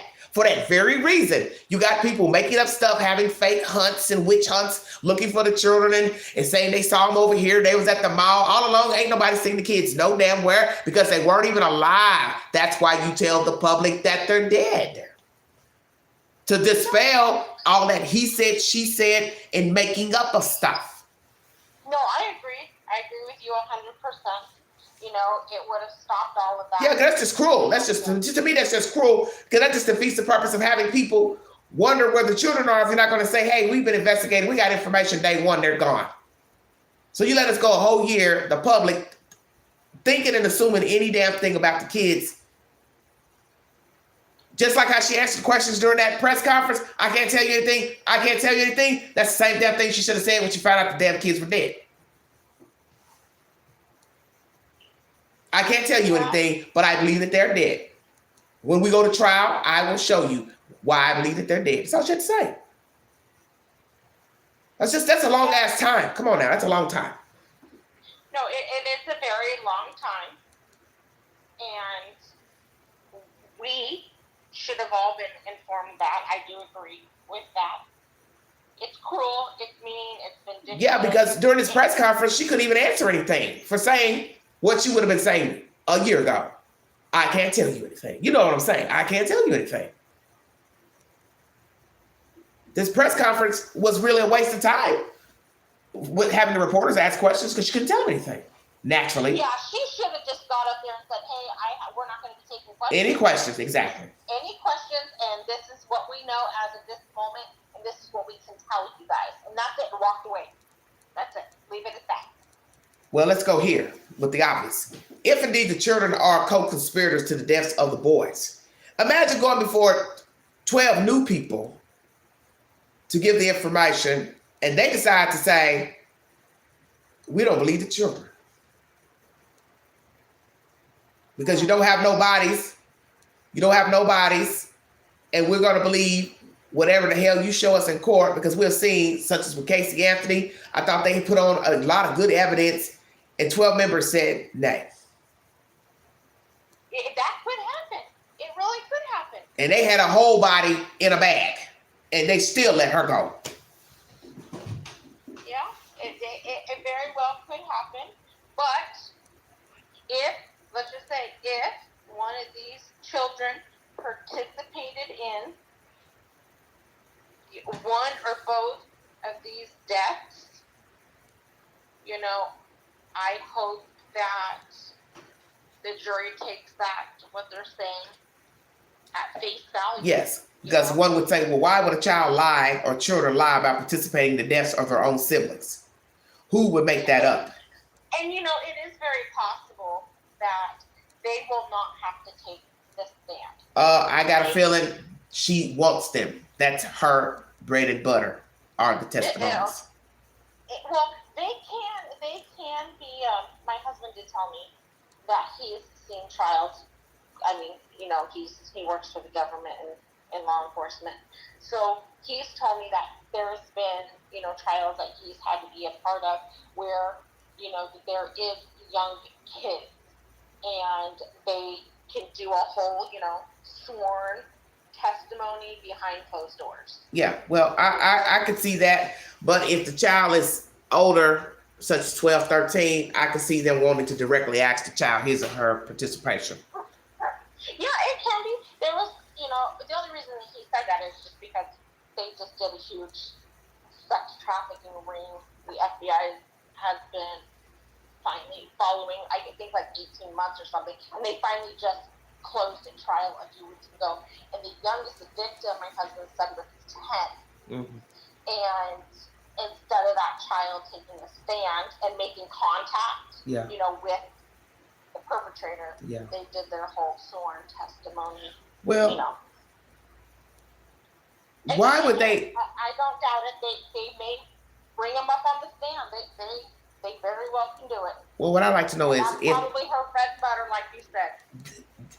Jacqueline and Giselle know what happened on those days. They know what they did. They know when they aided the children. So what I don't understand is why they would plead not guilty. That's the part is disturbing to me. Besides knowing they aided the children to kill the children. You know what you did. You know what you asked the children to do, forced the children to do. So why are you not thinking those are the same people who gave information that you helped? You used them to kill the kids. You don't think they were going to go testify? What, you thought you could fear them that they wouldn't tell the story? There's always going to be a weaker link. There's always a weak link. Everybody knows this. Well, you know, also, sorry. So, you know, the state has to turn over their evidence to the defense, right? They have to turn over everything so that they know how to basically prepare for their case that they're going to present. So let's just say, you know, they went in, obviously, and they put in their not guilty plea, and let's say maybe the state hasn't turned over all the evidence yet, and that's why this trial's been pushed out again. We don't know. They may get to that day or close to that day, and their defense may say, hey, let's go and negotiate. Yeah. Let's go and see if we can. Well, they're still going over. That's what was said. It's that the defense is pouring over the evidence, and I don't see how they thought how the state, they had them know they were not going to be ready because they already said they had a lot of evidence. Not that they're going to care if the defense is ready or not, but You know, maybe they're trying to look for a freaking loophole. Who knows? well, maybe. You know, I hope to God that they get close to that day, or sometime between now and that day, they freaking pull their head out of their ass. Yeah, because I hate to be looking at 2 years at Christmas. That's when they decided to go to trial, same month that the children went missing. 2 years later, December 2022. You know, hopefully they grow some balls and they say, hey, you know, we're going to go ahead and, you know, take the charges. Because hopefully their lawyers will say to them, to Jacqueline Giselle, if this is overwhelming, you need to take a plea. Because we know they're not going to face the death penalty, obviously. So I don't even know what I'm saying. If that would even make a difference, because they're not facing the death penalty. So, and I doubt that they'll be able to walk unless you find some kind jurors, like I said, that listen to everything and say, I don't think they did anything. I think that they possibly will, you know, enter a guilty plea or try and do some sort of negotiation, because if not, they're going to look like a bunch of a-holes when that day comes. And look, let's go there. Maybe that is the reason why they did plead not guilty, because actually they didn't hurt the children. They orchestrated it, telling the kids to do it, but they didn't actually put their hands on the kids. Maybe that's why they plead not guilty. Yeah, that too. That's it. That they know that the children told the information, but they also know that they didn't put their hands directly on the kids. Could that be why they pled not guilty? They could turn around and say, oh yeah, we told them that jokingly, go kill them. They're being bad. And turn around and tell the jury, yeah, we were just hypothetically saying that. We didn't know, you know, they were really going to do it. Right. So let's just say that somebody introduces that into the court. The children took it upon themselves to kill these two kids. There's only one problem with that. Where are they? Yeah, where's their bodies? Because you want us to now believe the children buried the children. Yeah, no, that. I mean, they can go ahead and say that all they want in their defense, but that. Yeah, well, that would be the next question. If the children killed the kids on their own, then where are their bodies? And two, why didn't you call 911 when you saw both of your children dead? And why did you wait? And why did you wait 3 months to report them missing when you already knew they were dead back in the fall? See, they won't have an answer for that if they try to use the children as scapegoats for the murders. And they didn't even call 911. Didn't they call the non-emergency number? I'm not sure. Yeah, I think it said like in the first or second interview that they didn't even call not call 911. They called the non-emergency number. Yeah, but that makes no sense. Why would you not call 911 and your children are missing? Because they didn't want anything on record. That would be the only reason. Exactly right. See, that's why I said the similarities between them and Candace, Bly, and Dawn are very similar. Yeah, Each had children. One missing, two missing. Then you had children left behind. Some got taken day one. Others got taken 6 weeks later. But now all the children are in foster care in both cases. And both parents went their separate ways after the children were reported missing. The Wells stayed on social media, not talking anything about the child or children. And then they just fell off altogether, Jacqueline and Giselle. But similar behaviors as far as not searching for their missing children, not participating in searches, not rallying and talking to the news about their missing children.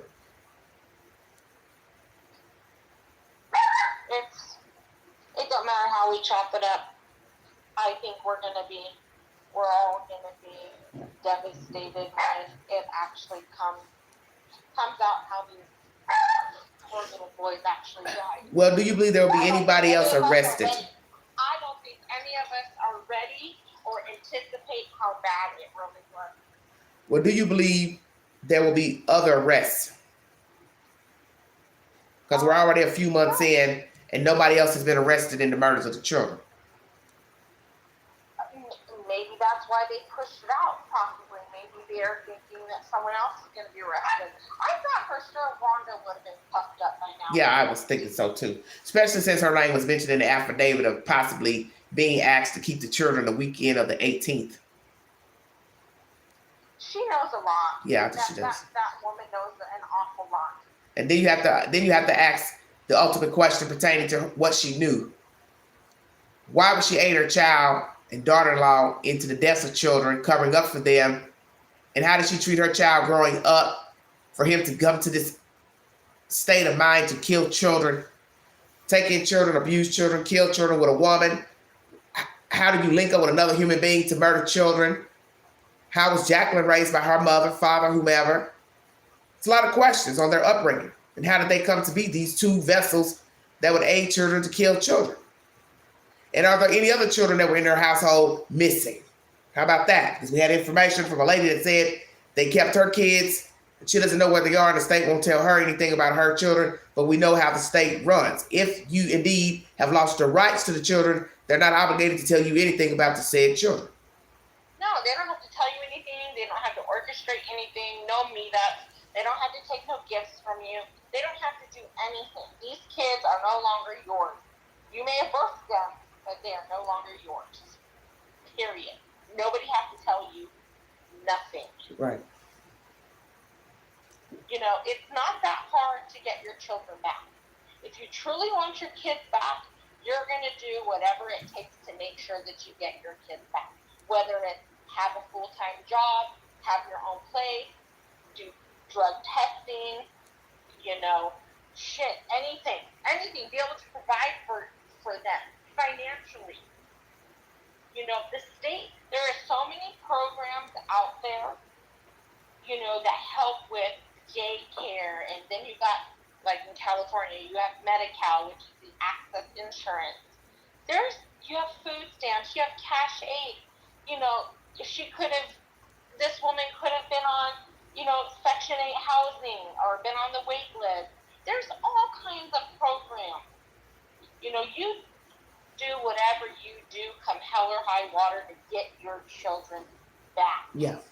The state doesn't just go around to the different cities and shop for children. They don't.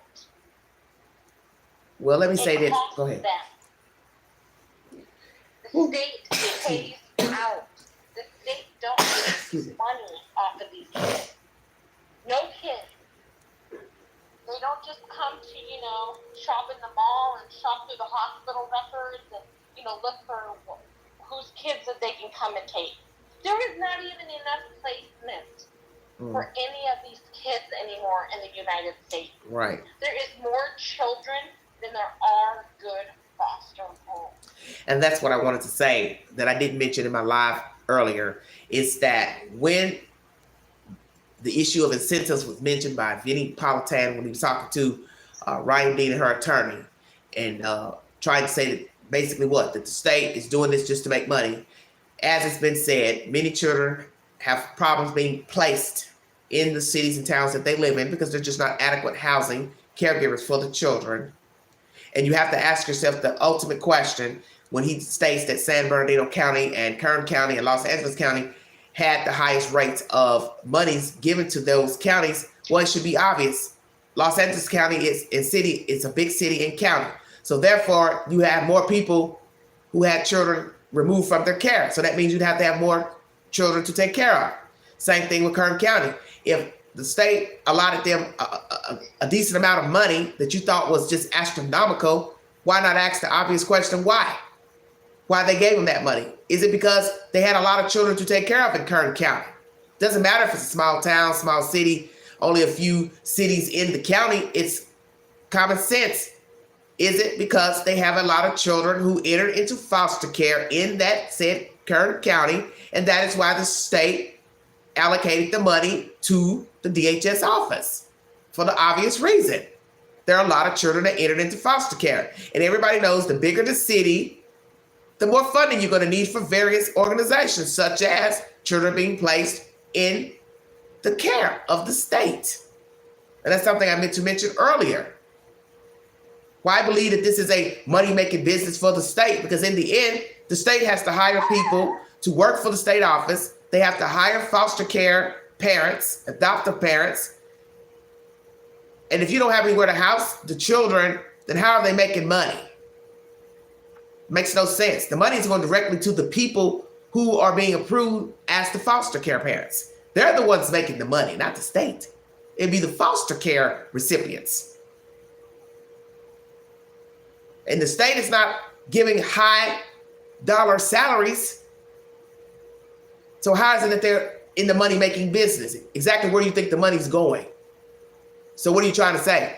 Somebody's going through paperwork and saying, okay, I'm going to not approve this application. I'm not going to approve this application because we're going to get more money from the state for this office that don't pay me nothing. So then one can say, well, then what are you saying? They're giving bonuses for people to deny parents applications to keep their children. Is that what you're saying?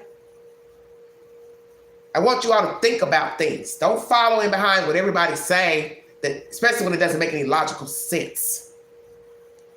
There are lots of children in need of care. And it's common sense.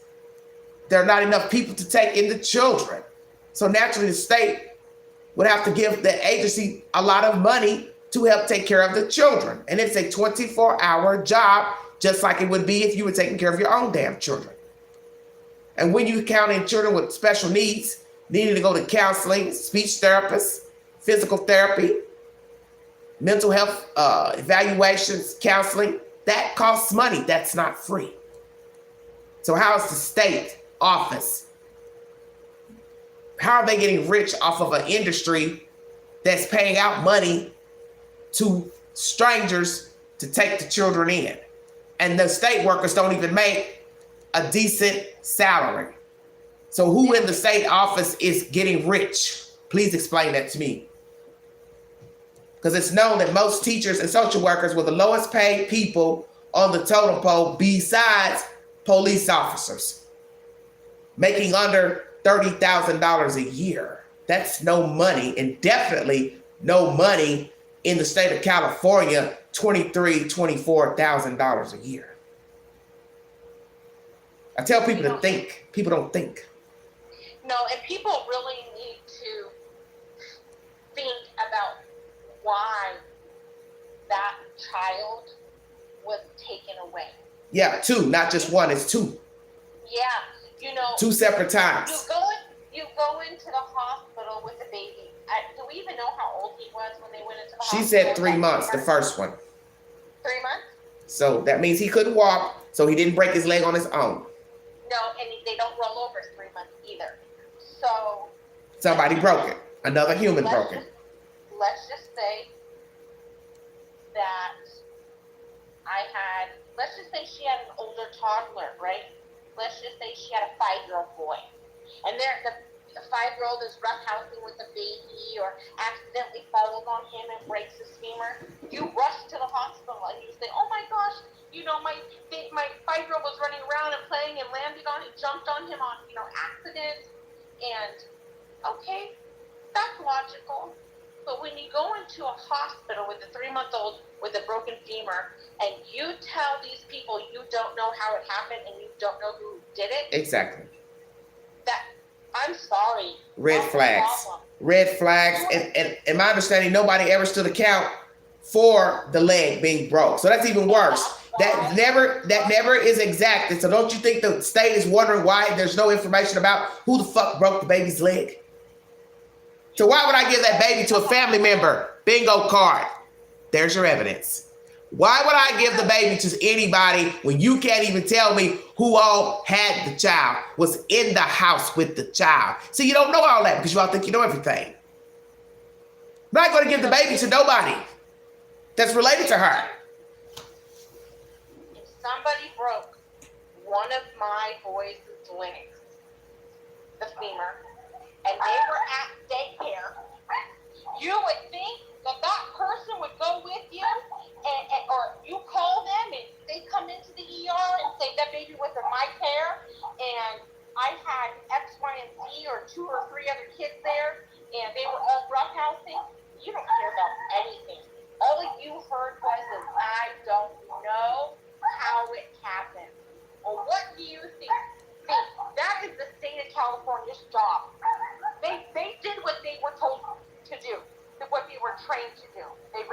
Yeah, that's why I don't understand why people keep going on and on like she's supposed to have regained custody or never got custody taken. A child who can't walk, leg is broke. So who do you all think broke the damn leg? And why should the state give her her baby? Let her keep her child and not try to figure out who the hell broke the child's leg. That's why I kept trying to tell everybody the proof is in the pudding. Why you think this went on and on and on for years of her going back and forth, visiting these kids in the state's care? You all should read between the lines. There's more to this story about child number 1, child number 2, her other 2 older children. The father's intervening to get those children out of her care when they realized the state stepped in and took the baby number 1 and then baby number 2. You all never even asked, well, where were her other 2 children when they took baby number 1, baby number 2? So I don't understand why you all so confused when, one, she don't talk about the 2 living children, don't visit them, don't provide care, didn't bring forth a lawsuit early on in 17. Keep hearing 2017 mentioned quite often now, but yet you didn't think to sue the state when you realized you couldn't get your kids back. You, your mother, bio father, his mama. See, you all don't read between the lines. You want to just poke daggers at an imaginary people you don't know anything about that work for the state and blame everybody that works for a fucking government office as if it's all their fault that somebody broke a child's leg. They weren't at the house. They weren't keeping the kid. They don't know Ryan Dean. How you gonna blame everybody that works for the state? Everybody in the state of California is at fault for your baby's leg getting broke and the baby can't even fucking walk. Now, baby number 2 gets put in the state's care. How is that everybody else's damn fault? You can't even logically explain 2 of your children getting taken from you a year apart, but you don't want to address that. You don't want to address why she don't have her other 2 children. Bingo card number 2. Why don't you have custody of your older 2 children? They have not been mentioned one time during any of these press conferences, interviews, nothing. Why not? Why you don't see pictures of them? Why you don't see them standing there rallying with her mama, baby daddy, his mama? Yeah, that's what I thought. Because they're non-relevant. You all never ask about her older children and why she doesn't have custody of them, but yet she wants to fight for 2 children that are dead. She's the same person that fell off after the 2 boys were reported missing. You couldn't even find her nowhere. And then all of a sudden, they go get DNA from the bio father. He brings forth a lawsuit, and now months later, she's on a lawsuit with her mom and daddy, and you still don't hear nothing about the 2 living children, nothing. And you want me to believe she cares about the Cal City boys. And she was going wrangling with the state for 3 years. And those children were taken as infants. Why would it take you 3 years to try to get custody of your children if you were complying? This should have been a less than 6-month situation, because day 1, you should have went to the courses, did your drug test, counseling. You should have had those kids, each kid in a 2 to 3 month interval. Instead, she comes out 1,100 days later and a $40 million lawsuit later. Everybody needs to stop worrying about what happened with their mama, daddy, sister, what happened to them as a baby, what happened with their own kids in the state. Those cases don't have anything to do with this case. You don't know Ryan Dean. You don't know the baby father. You don't know how her family was living. You don't know how she was living. And the information that I got, I believe it because I know who the source is, and she knows who the source is. See, that's why I tell you all, you don't pay attention. She knows who the source is, and she knows the source has no reason to lie. And most of you should have figured out by now who the damn source is. They know because they've had a bullseye view of Ryan Dean and her behavior with her children. And they have no reason to make up nothing about the baby in the NICU unit, baby number 2. Nobody was there to see the child in the hospital, hold the baby, touch the baby. Oh, you don't hear none of that in talking to Mr. Vinny Politan. Why not? Hey, Vinny, guess what? I got 2 more children I don't take care of, don't visit, don't see. But I want $40 million for the 2 kids I willingly helped get rid of out of my care. Because I was a bum bitch, living from pillar to post, different people in the house, keeping the kid that broke a kid's leg. Then a year later, I'm knocked up, and that baby's gone too, non-functioning lungs. But it's all the state's fault. No, it's not. It's nobody's fault but her own. And the baby daddy, he don't get a free pass either because they're just sweeping his BS under the rug. Where was he all this time these babies were going into state's care? What was his role? The streets gang banging, supposedly. What was his role in trying to get the children back? I didn't hear none of that in the interview when he talked to the news. I was doing this, and this to get the kids back. So what? He was putting it all on Ryan Dean to get the kids back. I supplied the sperm. I let her do all the rest. And in the end, neither one of them got the kids, and none of their relatives got the kids because you all don't pay attention to the details. You don't know everything involved. You don't know what all they learned about her. You don't know what she did and did not do. And I think it's obvious she did more of not doing than doing. And they're not going to give kids to people who they think are going to let those same people be in the company of the children. Bingo card. That's why some relatives don't get the children, because they got a feeling you may let that mother, father have access to the child, don't do what they need to do to get the child back, and you take the child in and just go throw the child back to the mom and daddy who abused the child in the first damn place or put the child in harm's way. This all stems from her lack of knowing how to be a parent. Period. And this woman doesn't care anything about her children. I did not want to get into another conversation about her, but the point is her idealism is focused more on sex and having sex with baby fathers than worrying about her children. And while her children were missing last year, since you all think you know so much about Ron Dean, her only concern was trying to screw the damn baby father, one of the children she doesn't even visit. Now, cat's out of the bag. They were scurrying around the desert, looking for the kids, got their cadets, and she's concerned about hooking up with baby daddies, going to parties she wasn't invited to, while these strangers are out here looking for her children that are no longer in her custody. And now we find out we're dead all along. And this is the woman that you're putting up on a pedestal and feeling sorry for. You don't know her. And the money you donated for the lawyer's fund, we have information that was to purchase a car for her, that she couldn't even make the car note on, what was told to me from a private conversation she was having. So while everybody's running around the desert looking for the children, she's too busy dropping it like it's hot and worried about making a car note from your kind donations. Yeah, now you know.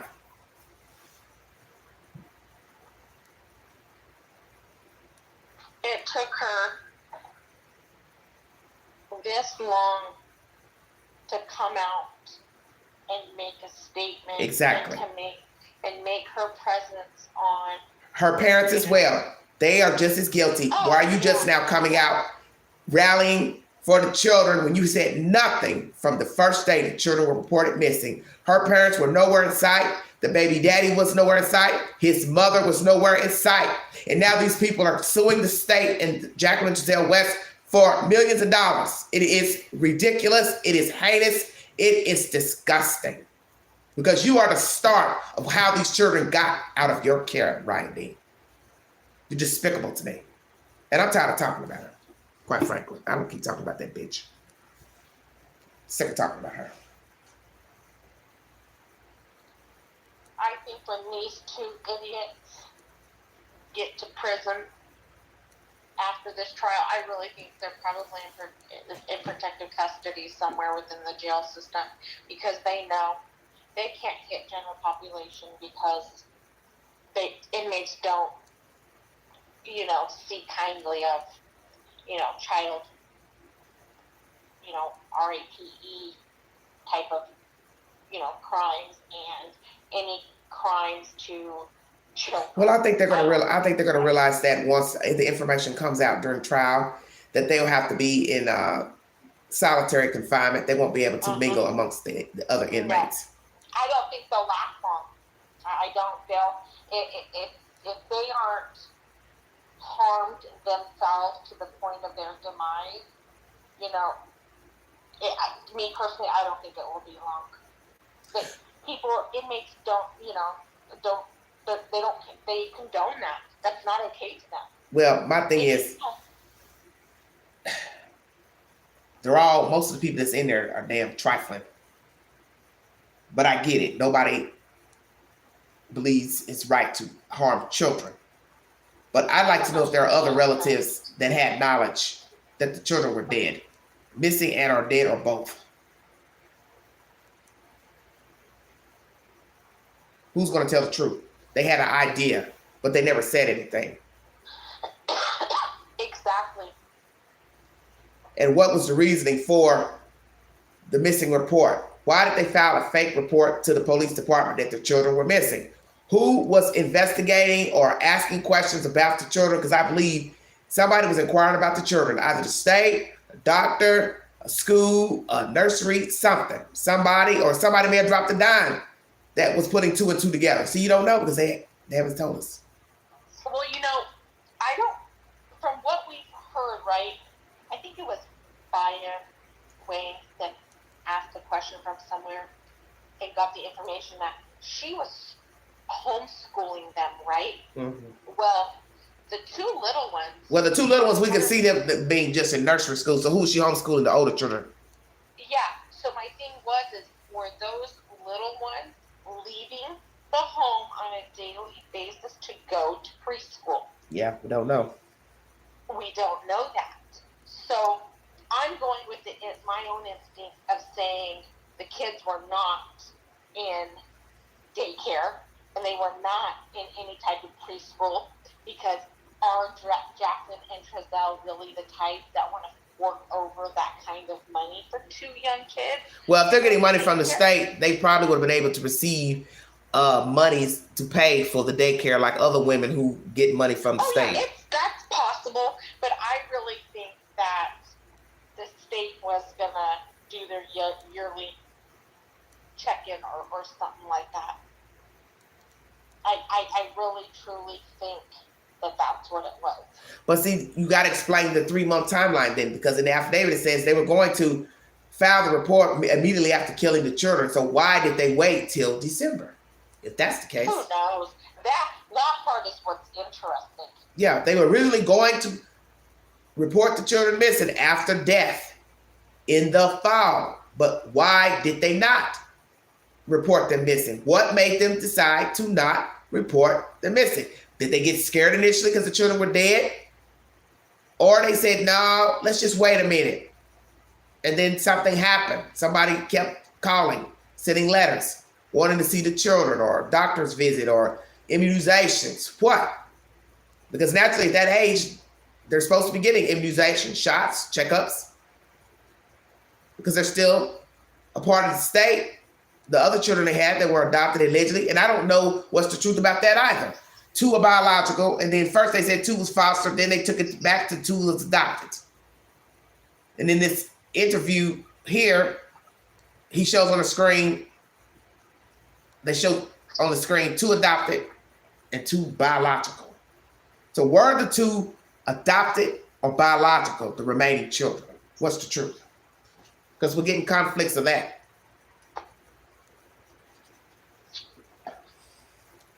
Well, hopefully these other 4 are being taken care of and loved and getting all the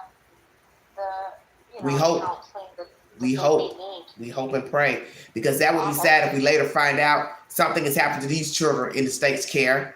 And also, what about any other person that willingly loses a child to the state for abuse, neglect, and they decide they want to go sue the state when their child is found to be dead in somebody else's household? I think it's bizarre that they waited this long too. We know why they waited.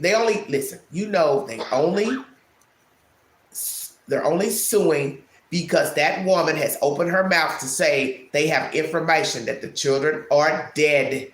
You didn't hear anything about a lawsuit last year, early on, when the children first went missing. No, we didn't. You didn't have no lawsuit brought forward. You only got a lawsuit when you got information about the father giving up DNA, which led us to think that something was suspect there. And then months later, we find out they're arresting the 2 and that the children are believed to be dead. But before that, There was nobody talking about suing the state or Jacqueline and Giselle West. You can't sue them to get, what are you going to get from them? They don't got anything. No, they don't have a penny for their name. And you can't logically explain wrangling with the state for 3 years to get your children back. Going back and forth to the state, visiting your kids. For what reason? Does it take 3 years to get your child back? And I don't really understand why the state prolonged. So I want to see a piece of paper that shows when the state actually severed rights with Ron Dean and the father. I want a document. I don't want to hear her version because she just sat out there and told Vinnie Politan she didn't finish one of the courses and she knows why she didn't finish it, but she sure as hell didn't tell us. So I don't want her version. And you know, what do you think is going to happen to you, woman? You don't make the rules. You know, did she think just because she said that she didn't do it and she has her reasons for it? Okay, but who are you to say you don't have to do it? Because now look what happened, lady. Okay, so let's ask the ultimate question then. When was that? Child number 1 or during the taking of child number 2? Yeah, the Ebony I don't class. think people are realizing. Well, because nobody listens to anything. That's why. She has two that were taken from them. Out of a total of 4. Wait, out of a total of 4 kids who father stepped in and took those 2 when these 2 got gone. Let's clarify. Okay, somebody in the back hearing aid is full of water. 4 total children and doesn't have 1 child as of 2022. Why not? You know, that should tell the world.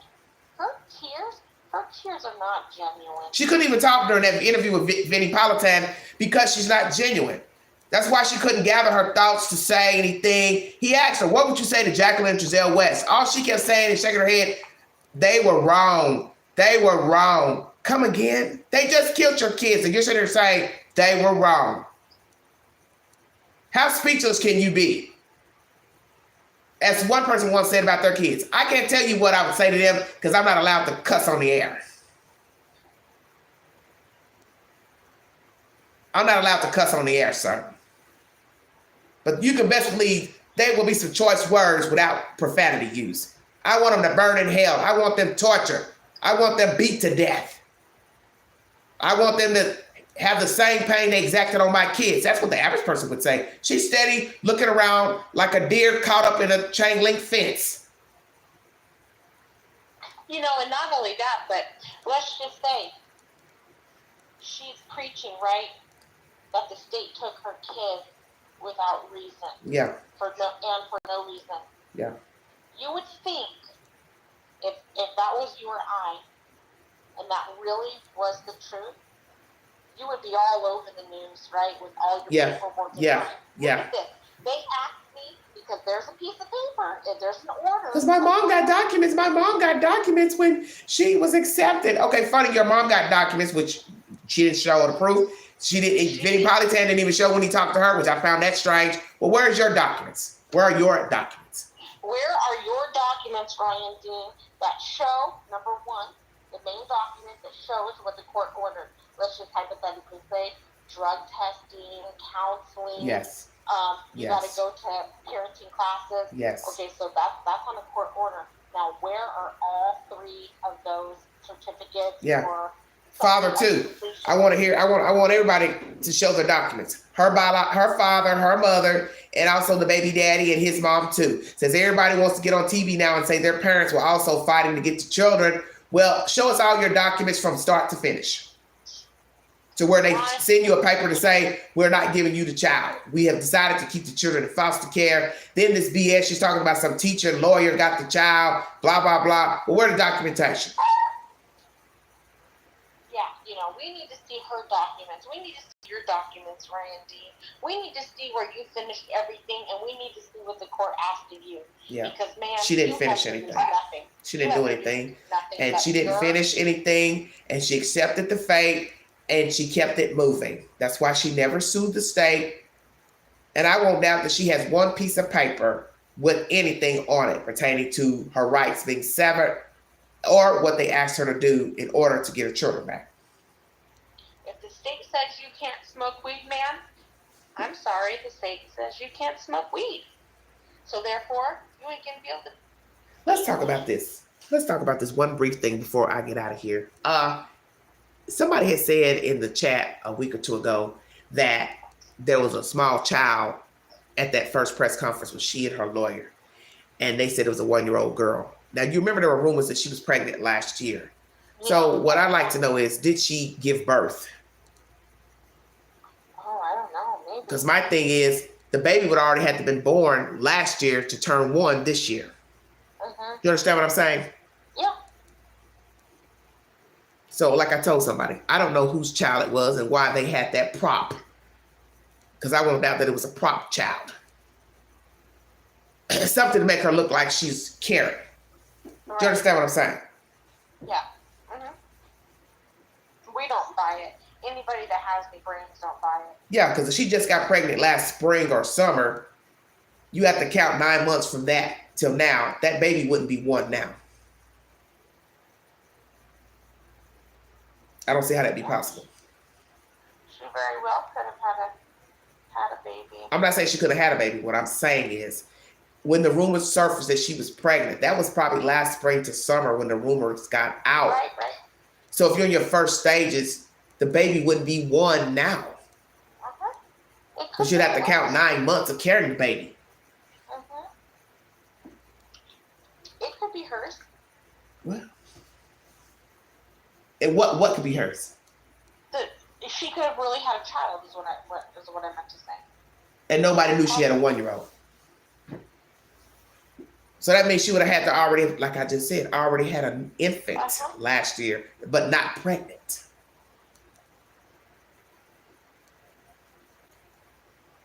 That's all I'm saying. It's all strange to me.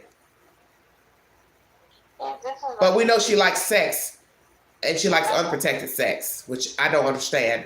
If you're going to be having unprotected sex, you should at least take birth control for yourself. Oh yeah, if you cannot provide for them, absolutely. But clearly, she cannot provide for them because out of 4, she has 0. Right. And that's a good way to look at it. Batting 4 and 0. You know, those daddies, whoever they are. Or is it 0 and 4? Yeah. Those daddies knew what was up.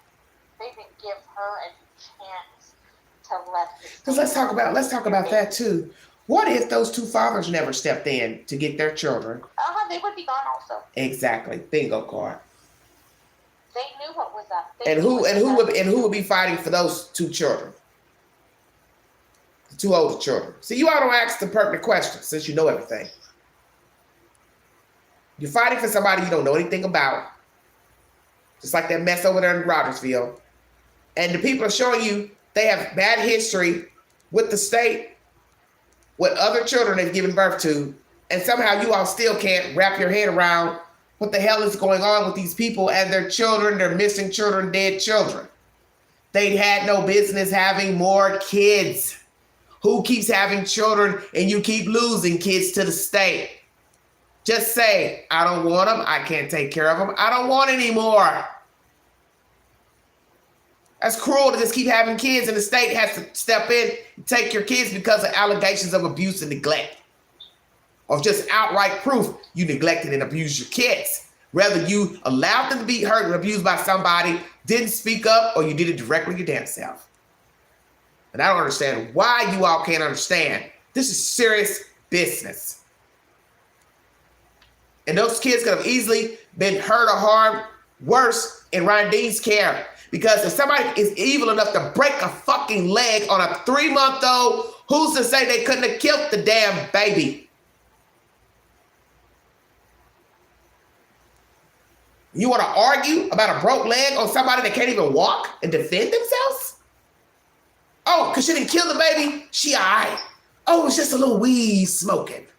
Oh, it's just a little drinking while pregnant. Ain't no big deal. Well, maybe you should ask yourself why the second baby couldn't breathe on its own.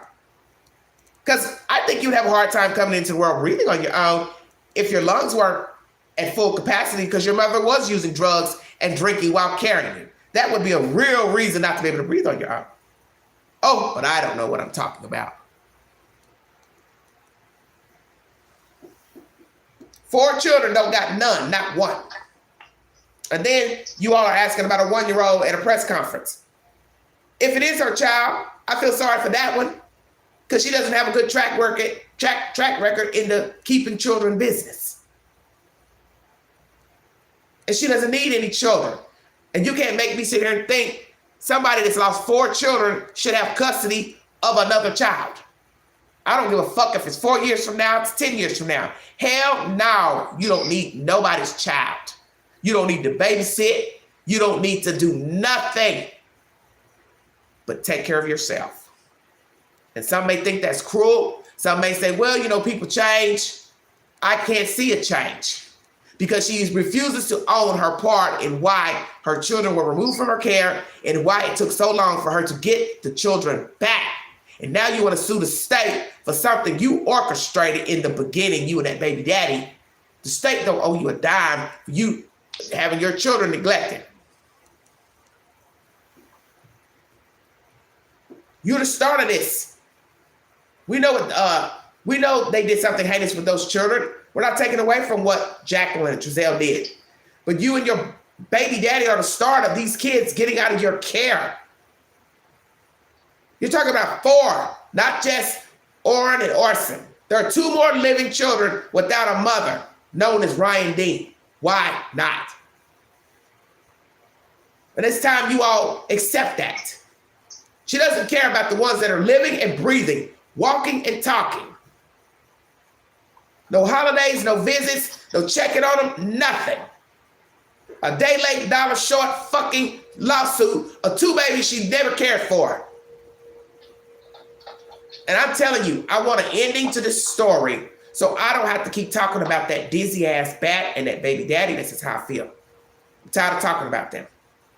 That's why I hate when somebody even says anything about, oh, they got something else about Cal City, something else. Because the more it's prolonged, the more these dizzy ass people want 5 minutes of fame to get attention and trying to milk the system. She's nobody to me. She's irrelevant. She and her baby daddy, the family, because it's all BS. Because if you really cared about those kids, 1, you would already have them back. They would have never made it to the West House. That's 1, first and foremost. And before that, the obvious, if you really care for your kids, they would have never been in harm's way to be abused. How about that? You should know who you can and cannot leave your children with. And I'm not saying things can't go wrong, child fall out the bed, bump their head, but it goes to watching the children. You have to watch babies. You have to watch children. We understand you can't have your eye on them all the time. But this woman, does not have a good track record with children. And the fact that she has 2 living children that she refuses to have contact with and visit and take care of financially, mentally, morally, physically, should tell you she does not care for the Cal City boys. This is just a paycheck for her and her family to cash out, try to get money from the state. But it is obvious they didn't think nothing about those boys when they were living and going from foster home to foster home. Where was the lawsuit then? I'm done with it. You have anything else you want to say? No. All right. Well, thank you for joining me. You're welcome. Okay. You have a good night, sweetie. Thank you. Okay. All right, everybody. That's Kinsley Masters, my mod. That's my commentary. I played the press conference that was relayed to the public months ago to recap the information, how this case came to be. The district attorney says she has direct and concrete evidence that Jacqueline and Trezell harmed, hurt, murdered these children. We've chopped up every question known to ask pertaining to the when, the where, the how, who all knew, who didn't know, who aided, who kept the secret, the 50 witnesses that testified at the grand jury, who brought forth the information, who tipped them off that they was in the RV, why weren't they living in their house, how did the children die, did the children die on the same day, how were they discarded, where were they discarded, in the state, out the state. What all did the mother do, not do? Why it took so long to get the children back? Why did she get the children back? Why the children were never given to the parents, family members? We chopped up all of that information, and it's obvious. We'll have to keep going over this anymore. The trial will not be July 25th. The defense for the defendants need more time to go over the evidence. The trial is to resume in October of 2022. What is the evidence? Who told 1 week later when the children went missing that the children were dead? And why did the state not tell us, the general public, that the children were dead? Why not just say we have evidence that they're dead, we cannot reveal it? That way there will be no more wild stories about the children, made up stuff from social media, YouTubers, whatever. I think they owe the public that much, the truth. You see, if people would step up, like I said in my last live, we would have these type of problems. And it's not other people's responsibility to take care of other people's children, meddle in their business. But if you know that a child is being abused, some form or fashion, you should call law enforcement and or the state, because it just may save a life. And naturally, the state cannot read the minds of individuals that they pass through as foster care and or adoptive parents. And what I tell people is, why are you expecting a stranger to do right by a baby when his or her own mother, father, parents, guardians, relatives didn't do right by them? See, that's the thing you all don't seem to understand. You can't put your faith in man to do right. It's in the scripture. He will surely disappoint you. So the children were disappointed by their parents to go into the state's care, weren't taken care of, looked after, abused, and then they go from house to house to house into strangers' care to only be abused and then murdered. So how are you putting one over the other? Because you don't know people. The children had faulty upbringing and they had a faulty end. And this happens a lot, not just with the case of the West Boys. You have this case in Rogersville, Texas, Florida, all over the world. People irresponsible, having children, abusing their children, allowing others to abuse their children, never speak up, tell the truth, lose their rights, and then cry wolf later. And sadly, the children go on to live in other abusive households. And as I said, if you can't trust the child's mother or father to do right, how in the world could you think a stranger would do better? You can't. You have to pray that they will, because they've taken on the responsibility. But they are also human, and people lie and cheat and manipulate every day to get children, to get money, to get attention, to pretend that they care. And you know this from everyday living. People lie, cheat, steal, manipulate for various reasons. So how the hell would it be any different in taking in a child for foster care or adoption? Everyone's spirit is not right. And you have to pray for the children that they will be reared properly by their own parents, family members, and strangers if need be. I'm praying for a resolution this coming fall in this case, because I'd like to put an end to the conversation about Cal City, because it is a disturbing case, and it's a case about people wanting money and neglect and abuse who don't deserve a damn dime. And the children are getting lost in the shuffle wherever they are. And sadly, there are other children who are going to need care if indeed they aided in the deaths of the boys. And there are two other children who don't have a mother who has chosen not to be in the lives of them by her own doing to rally for two dead babies she never gave a damn about either. And that's what you need to remember about Cal City.